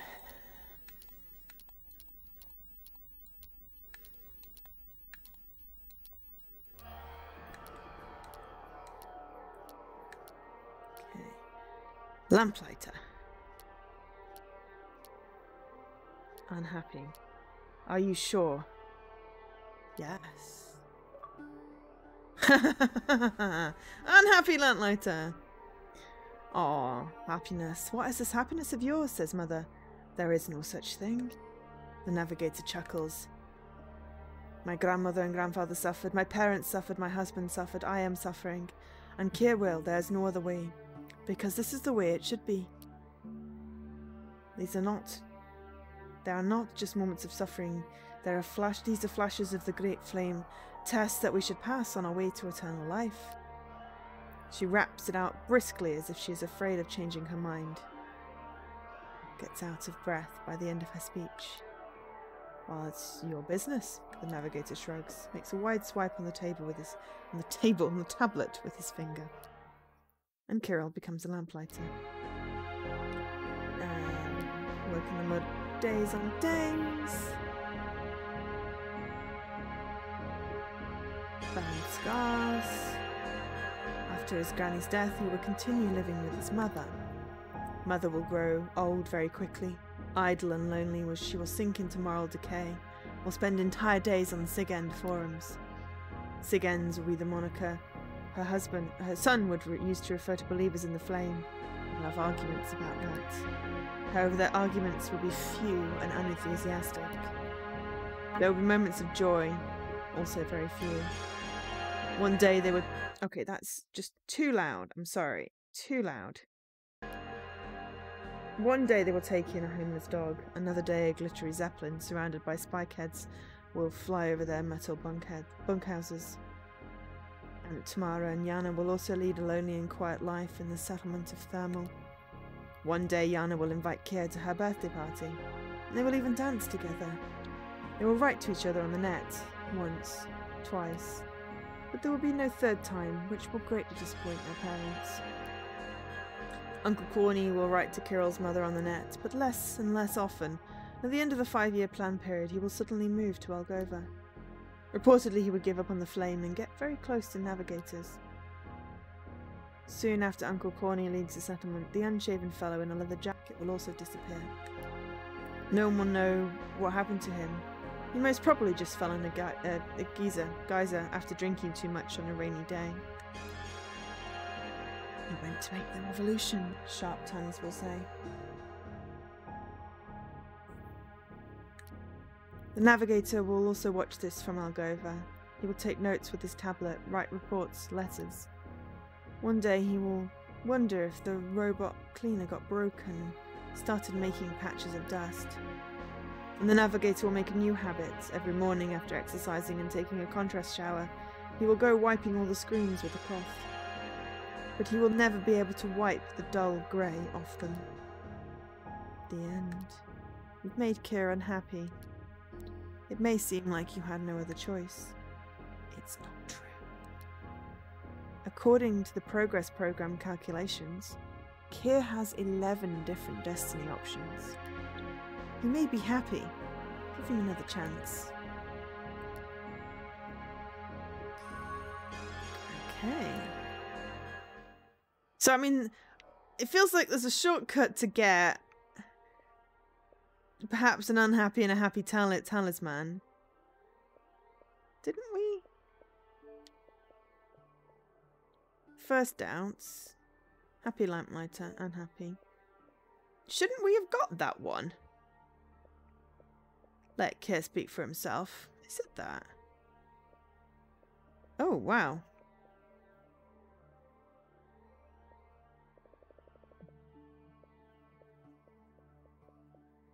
Interesting. We can be a revolutionary, a foreign intel agent, an insectologist, a hacker, a conjurer, and a cybernetician, and a priest. Oh, that happens elsewhere. Oh, that's okay. I just mainly hoping that it wasn't broken. No hints as yet. I feel like I just want to play a little bit with continue. But I am going to turn the sound right down because that is just a very loud sound. No, we're going to try some different options. We're going to try some different options just in this last scene, just because it lets us do it on continue.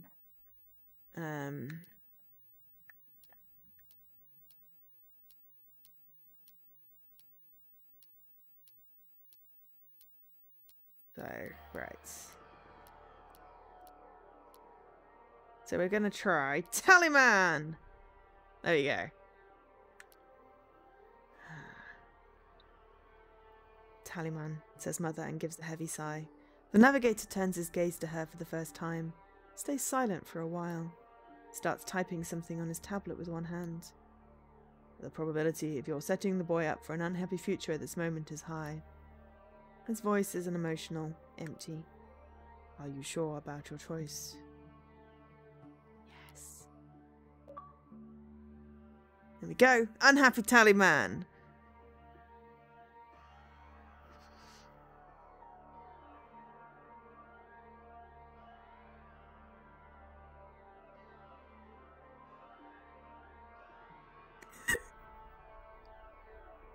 The heck did you Google, Leaky?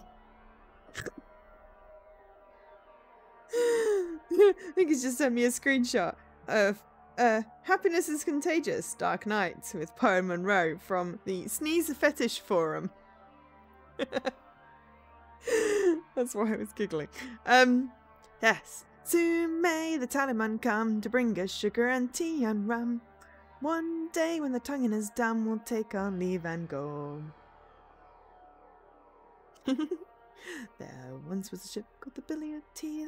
There once was a ship that set to sea. The name of the ship was the Billy O' Tea.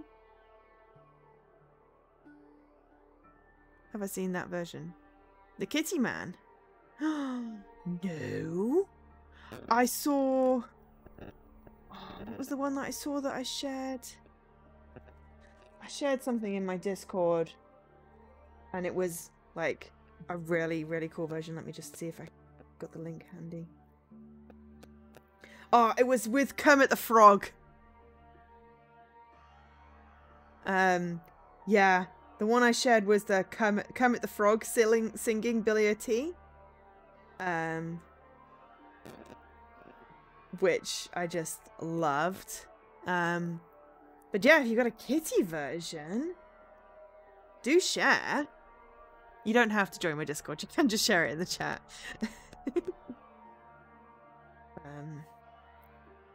But if you want to join my Discord, you know, feel free. Yeah, of course. Of course. Shall save it for later.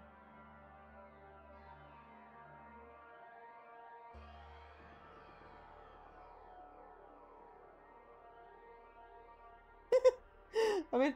I can already hear it in my head just looking at the subtitles. That looks amazing. I've got that saved. I've got that saved for later. Lady Marguerite. Okay, no such thing for happiness. Suffer, suffer, suffer. And Kirill becomes a Tallyman. Oh, in a few years he will graduate from school and go to Algova for professional studies. And will soon disappear. He'll hide his profile on the net, ignore Mother's phone calls and letters, and will not even send her birthday greetings. Uncle Corny will manage to find his course mates on student forums. Strange, unsociable, stupid will be their most contained words. Then Kier will start working and Mother will read every news item about Tallyman's successful projects. No one will even mention her son's name.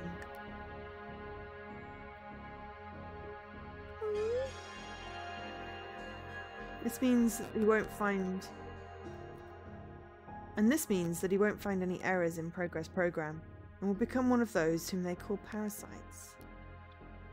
Mother and Uncle Corny will get married and look after Granny till she dies.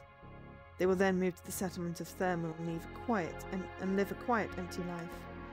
And Tamara will sometimes visit them, complaining about Yana and her son-in-law, heavily drinking train driver, saying that they're having arguments that turn violent and have no children. The unshaven fellow in a leather jacket will wait for Aunt Tamara at the entrance. Will confess to all sorts of sins, drop down on his knees, and swear that he will change. But she won't believe him, will walk on by. Oh, that makes sense when the unshaven guy says he's going to be a granddad. He's Yana's dad. I was very confused thinking he couldn't be Kier's dad because Kier's dad dies. Then he will start cursing like mad, foam at the mouth, tearing his shirt apart, shaking his fist at her. The navigator will watch all of this from Algova. He will take notes with his tablet, write reports, letters. One day he will wonder if the robot cleaner got broken and started making patches of dust. Okay, we've read this bit already. Okay, we made Kier unhappy. It's not true. Okay. Alright. Let's see if we can make him a happy Tallyman. And then we'll see if we can figure out how we get the other options. Because, you know. Interesting. Okay, it's dirty, it's dirty, it's dirty, it's dirty, it's dirty. Alright, so. The fact that all those pictures come up make me think there could be other options, but we're sticking with this continue for this particular stream.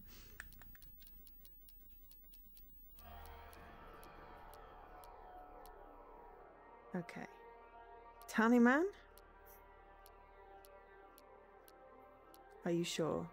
No.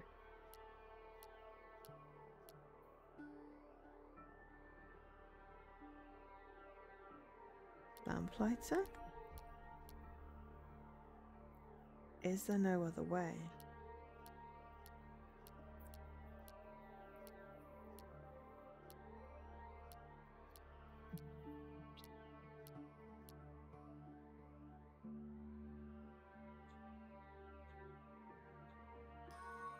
I don't know.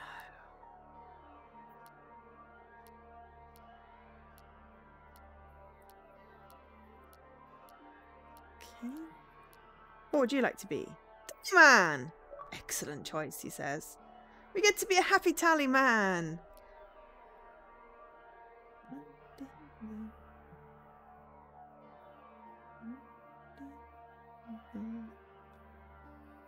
Anyway.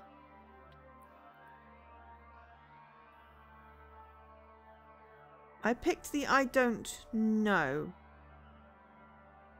I went down? I waited?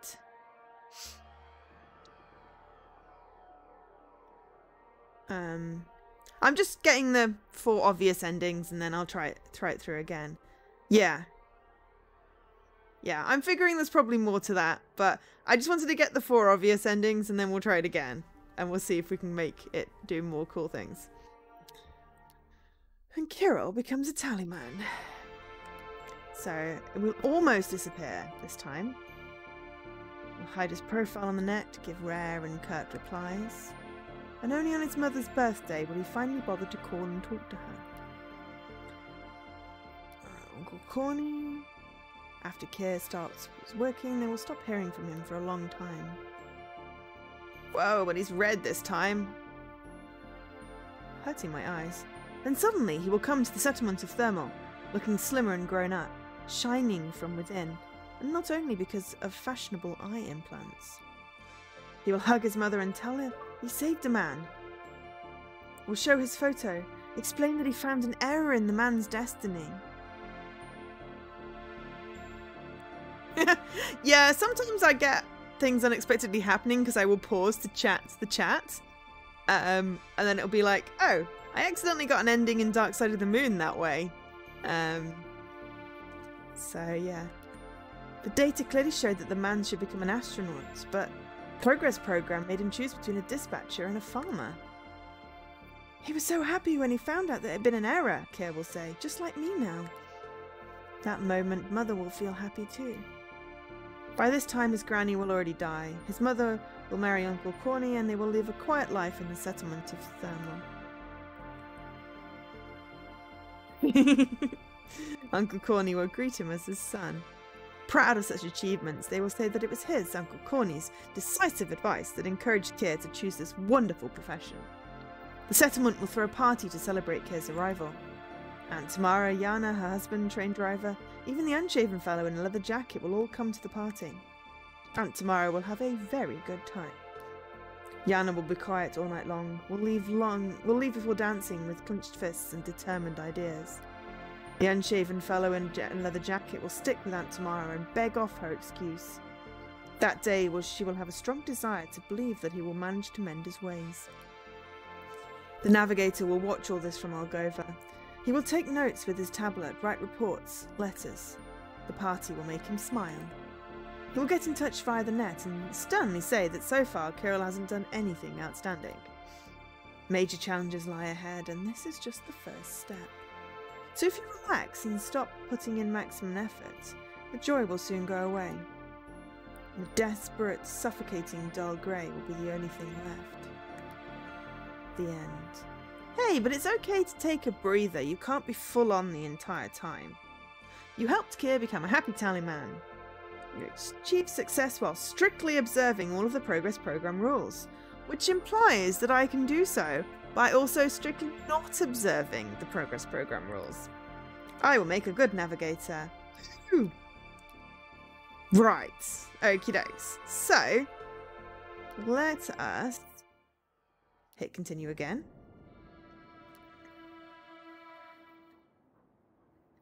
I wonder if we can just get stuck in an endless loop of saying, no, pick a profession, no, pick a profession, no, pick a profession, no. I'm going to try that next, actually, because that sounds fun. So we'll just...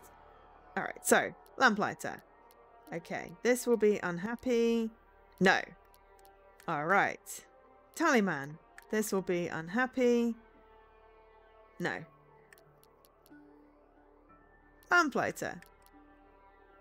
No. There is a hint of wrinkles on his head for the first time. Tallyman. No. We'll make another attempt, says the navigator. We have enough time. There are evident wrinkles on his forehead. Think, take your time. What profession do you choose? Tallyman. No. Lamplighter. No. Tallyman. No. Lamplighter. No. Tallyman. No. Lamplighter. No. Hey! We got an achievement! Long conversation. Show perseverance. Oh, hello. Sun says I don't know here. I don't know, says Keir.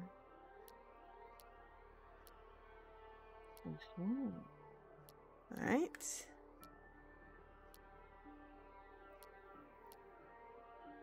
I'm having too much fun. Yes. If the game lets me get stuck in an infinite loop, I'm going to get stuck in an infinite loop.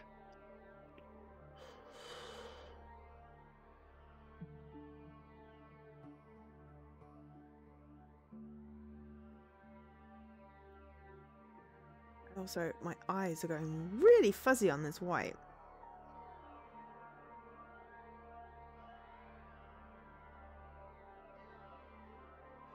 How long do I have to wait?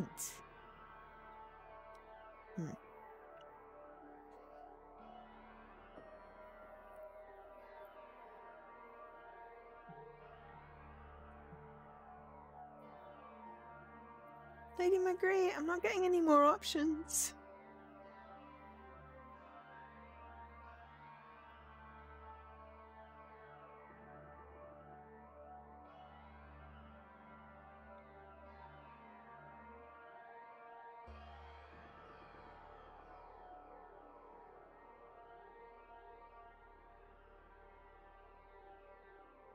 Oh, I may have to start a new run.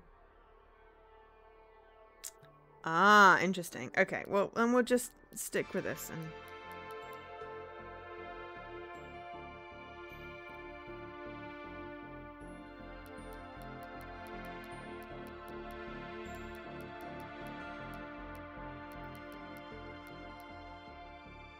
Well, I mean, we did at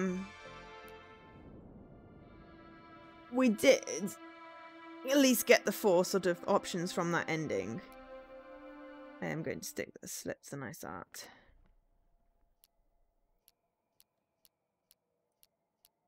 Let's see.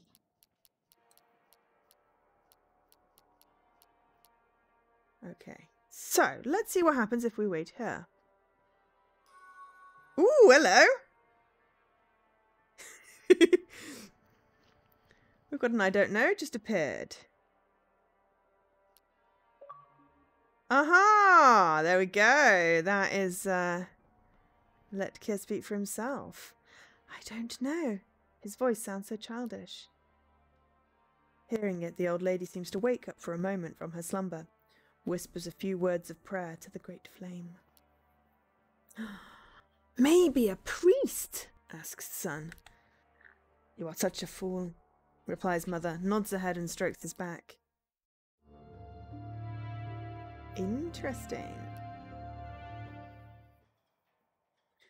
Okay.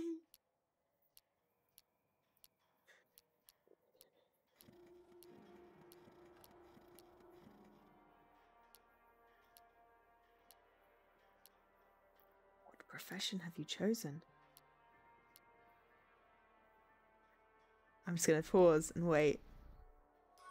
I don't know. He doesn't know, yet needs to choose today, screeches the robot and then adds, a responsible citizen. Well done. Mother clenches her fists, intending to reply, but her son does it first. I'll be a cybernetician, he says, and squints at the robot, waits for its reaction. The robot bursts into loud, half crackling, half bubbling, as if choking. You made me laugh, it finally says. Mother sighs. You can't become a cybernetician just like that. You have to study, study, and study. From the age of 4, and then they have to notice you, see your talent, choose you from thousands of candidates. We are biting off one we can chew. True, clanks the robot. Cybernetician are the people, and you? Then the robot makes a new sound, probably spitting. I feel like we can get a new profession option every time we say I don't know. This is quite cool.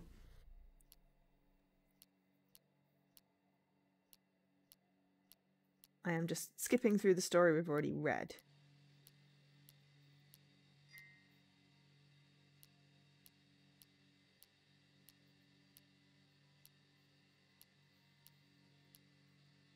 Okay. Profession have you chosen? We don't know yet, and who knows? Smiles Aunt Tamara. The Queen? But of course he chose it a long time ago, says Mother. He's not a fool. Well, I'm listening. I'll be a conjurer, says Kier. Mother sniffs and takes a sip from her cup. Aunt Tamara is looking at him perplexed, and Yana stops typing. A conjurer, he repeats. Give me your hand. Aunt Tamara hesitantly agreed, gives him her well-manicured hand. Attention, says Kier. Oh! A coin falls down with a clink. Yana bursts into laughter. Mother and Aunt Tamara start giggling too. So you're going to be a clown? A wonderful profession. Ancient. Kier blushes and his ears become so red that they are clearly visible in the dim room. Sorry, he mutters and gets out to the kitchen. Yana follows him, casting a reproachful look at her mother. What's the matter? I was just pulling your leg, Aunt Tamara shouts to them. Oh, youngsters, you can never get their point. Don't listen to my mother, smiles Yana. It's so like her imagining things. Kir nods. Okay. Alright, we did this already.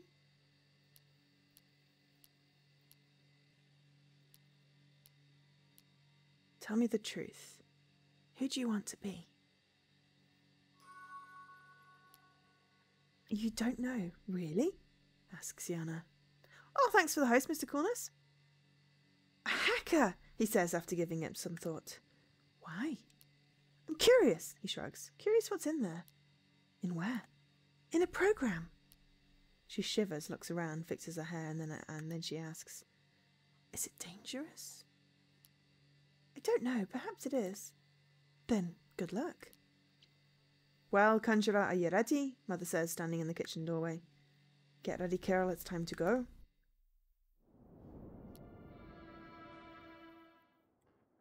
Gondola! Gondola! Gondola! Whoosh. Geyser!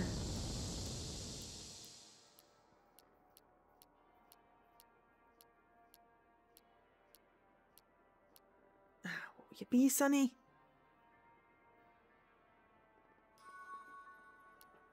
I don't know, he says quietly. Mother continues to cry. An insectologist, he adds even quieter. Who? An insectologist. They're studying flies. Read about it on the net. Are you joking again? She says with notes of irritation in her voice. No. So now it's an what do you even call it? Oh my god. Why didn't you tell me before? She asks, calming down. Kir shrugs. Don't know, he says. I don't know, she mocks him. A lamplighter or a tallyman, that's all there is to it. Choose! Oh, he doesn't have to choose. Damn it.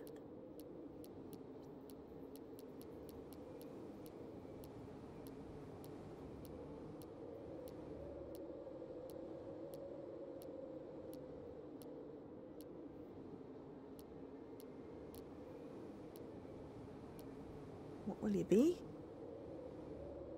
What will you be? I don't know, says Son. Uncle Corny looks at him motionless. Foreign intel, Kir adds after a pause. Again, silence is his only response. Finally, Uncle Corny asks, is this her decision? Kir makes his favourite shrugging gesture. Then it's not. This is a very dangerous path, my friend. Very dangerous. Mother steps out on the balcony. She speaks with effort. Son, give us a moment. We need to have a word in private. Kir nods obediently and disappears in the doorway. Okay. Right. We hack the photos. So what is your final choice? He fittingly asks.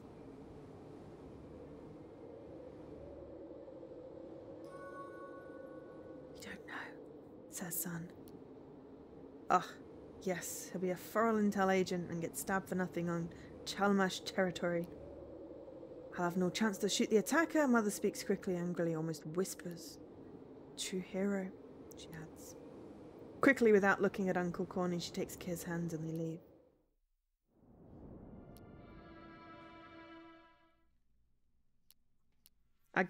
I bet we'll get the revolutionary at this one when we get asked.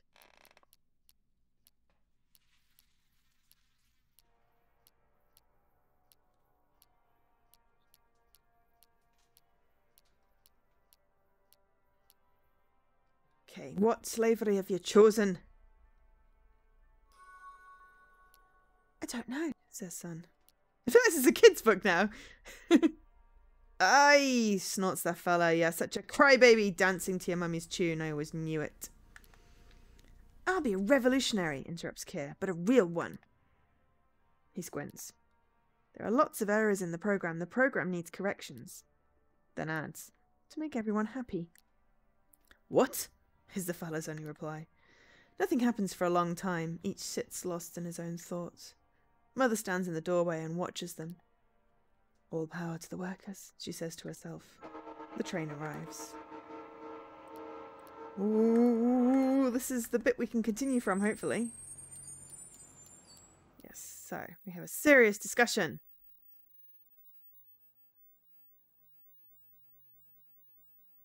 The pictures didn't change, unfortunately. I really don't like the white screen, but that's my personal preference. I haven't used light mode in so long on my computer.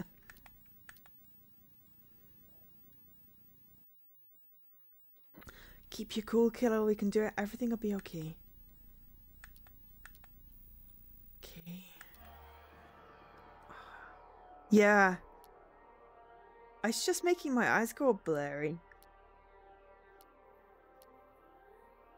Which path do you choose? Oh, hello! Look at this! Look at this! Look at this! Haven't even got a mother option. Priest. The navigator frowns. The great flame is our ignorant past. Choosing this path, you are rejecting progress program, Carol, and anything that comes with it, the net, the thermal, your family will become unavailable to you. Yeah, begins Mother. This is your right, the navigator interrupts her. Do you really want it? I'm just going to wait and see if there's another option, though I'm fairly certain yes here is the only real option.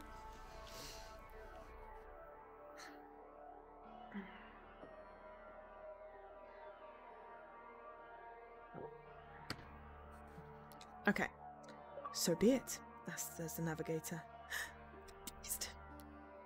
Makes a wide swipe on the tablet with his finger, and the screen of his tablet unexpectedly goes dark. Ellipsis.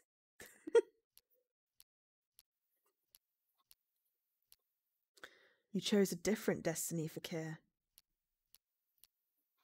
This is all the screen displays after rebooting.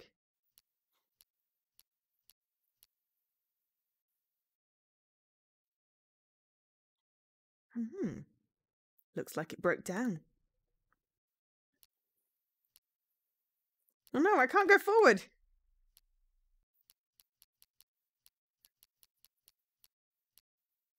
Did I break the game? That'd be quite funny. It won't let me go forward.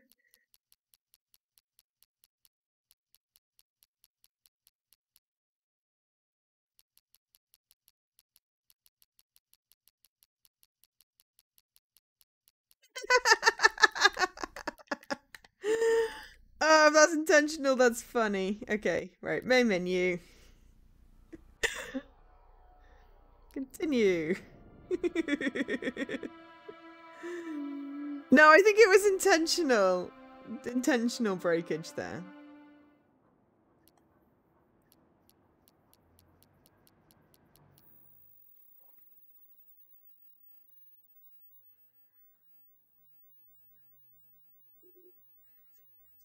Okay. Yeah, it's basically, it seems very intentional there. Alright, we're going to be a cybernetician. Not bad, chuckles the navigator, then continues. But Progress Program didn't give you that choice. It doesn't see the necessary potential in you. It never did. You have to understand it. But I want to try anyway. We can send a request, but the best I can promise you is an additional deep scanning of your life. That will give obvious results. I will study, I can do it! My dear, begins Mother. This is your right. Do you really want it? Yes. Then we will try, says the navigator. Woohoo! Makes a wide swipe on the tablet with his finger. And the screen of his tablet unexpectedly goes dark. Ah, chose it differently. Broke again. Oh, it was more funny when it was broke down because of the priest. Okay. Back to the main menu. We're totally just now going to get all of the endings, just so we're clear. We're going to 100% this. Because why not?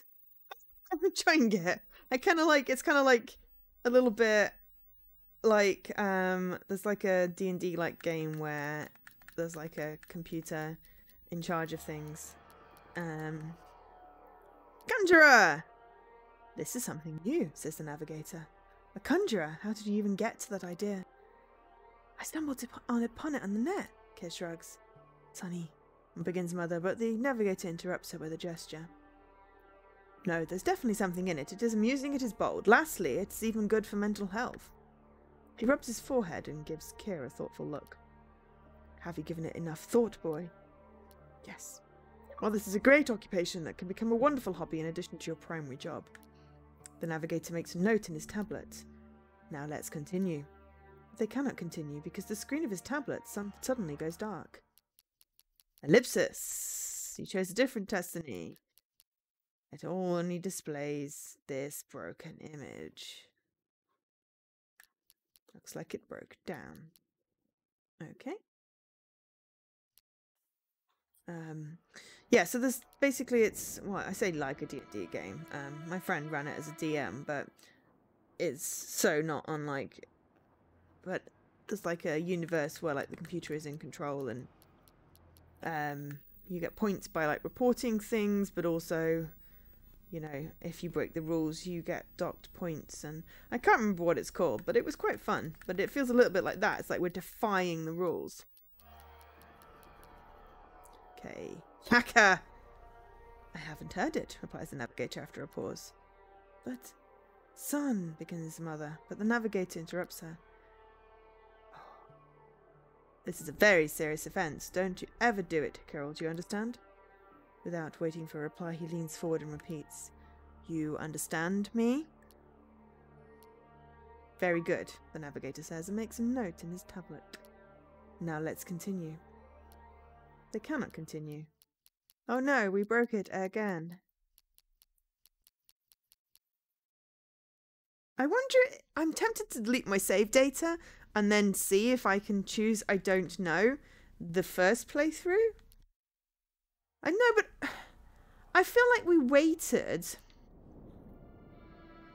and that it only becomes unlocked on your second playthrough. I feel like we waited on a couple of the screens because I was talking. So, yeah, I think you have to do a second playthrough to unlock that. But I like it. Okay, right. Insectologist! I was expecting it, nods the navigator.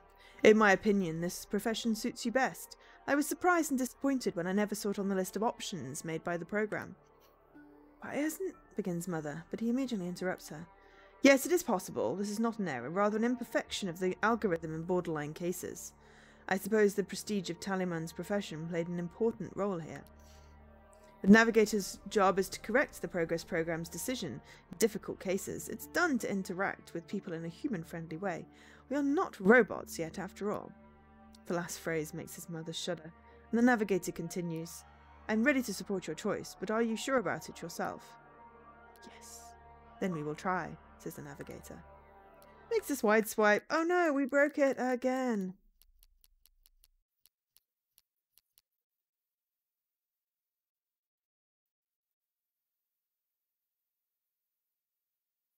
Oh. Looks like it broke down. Right, continue. We're nearly there. Nearly there. I think it's worth it. It's not been too much long after.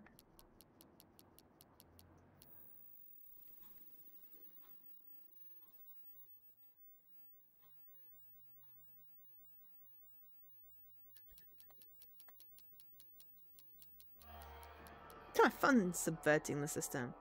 Foreign intelligence agents. This is an honourable service, says the navigator. It's in high demand, too. But this path is normally chosen by those who are special. Let's call them this way. Strong, decisive, ready for anything, including death. Although death is not the worst thing that can happen to them. Carol, begins Mother, but the navigator interrupts her with a gesture, then says, Tell me, are you the type, Carol? Yes, so be it, says the navigator. It's a wide swipe, and it goes dark! Oh no, we broke it again.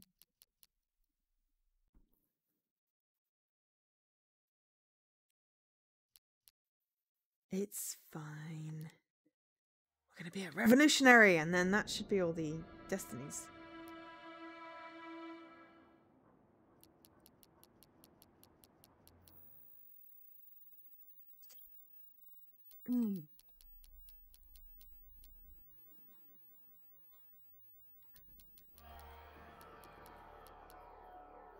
Right. Revolutionary! A bold move, says the navigator. Are you discontent with anything, Kirill? It's bad here. Where? Under the progress program's control. Son, begins Mother, but the navigator interrupts her. It's all right. The young gentleman has a right to express his opinion. It's a general right, and progress program is nothing but an effective tool for collecting and processing all these opinions, but making decisions based on them. The navigator's voice is even and serious. Kirill, do you have exact ideas about what should be changed in our society? Yes. It's wonderful, the navigator says, and makes a note in his tablet. All the ways! Then let's continue. They cannot continue because the screen suddenly goes dark. Revolutionary! I believe... Navigator makes a note to incinerate the sun. That is it. That is 100%. We got all of the destinies. Nice one, team. Right. Oh, that is it for today. Unfortunately. Ow. I just clonked my lamp. Sorry, lamp. So, tomorrow we continue the week of promos. Tomorrow we have the Little Mouse's Encyclopedia, which looks really cute. And I have a code to give away for a copy of the game, because for some reason I got given 2 codes, and when I queried how do I give one back, they went, keep it, give it to a friend. So I thought I will do a giveaway. So tomorrow we are playing Little Mouse's Encyclopedia, and hopefully you will join me, and during the stream we will do a giveaway. Oh no! Well, Lady Marguerite, if you watch the stream tomorrow, then you have a chance of winning a code. Yeah, I mean, it's weird because I got declined on one site but offered it on another site. I have a lot of sites. But yeah, so same time tomorrow, which is 8 PM UK time. It's currently 10:15, so you can figure that out in your time zone. So in just less than 22 hours, we will be doing another stream. For now, I've been Joe, otherwise known as Angel SK. I feel like we should go raid Kara because we've been doing that a lot this week, and I'm really enjoying her near streams, even if I'm not catching most of them. So if you wouldn't mind, I have a raid message which Scruff kindly came up for me. So if you want to copy and paste that, and stick around for the raid of Kara. For now, I've been Joe, otherwise known as Angel SK. I probably already said that, but I really appreciate everyone who's been around this evening. Thank you so much for joining me. Hopefully I'll see you tomorrow. For now, I bid you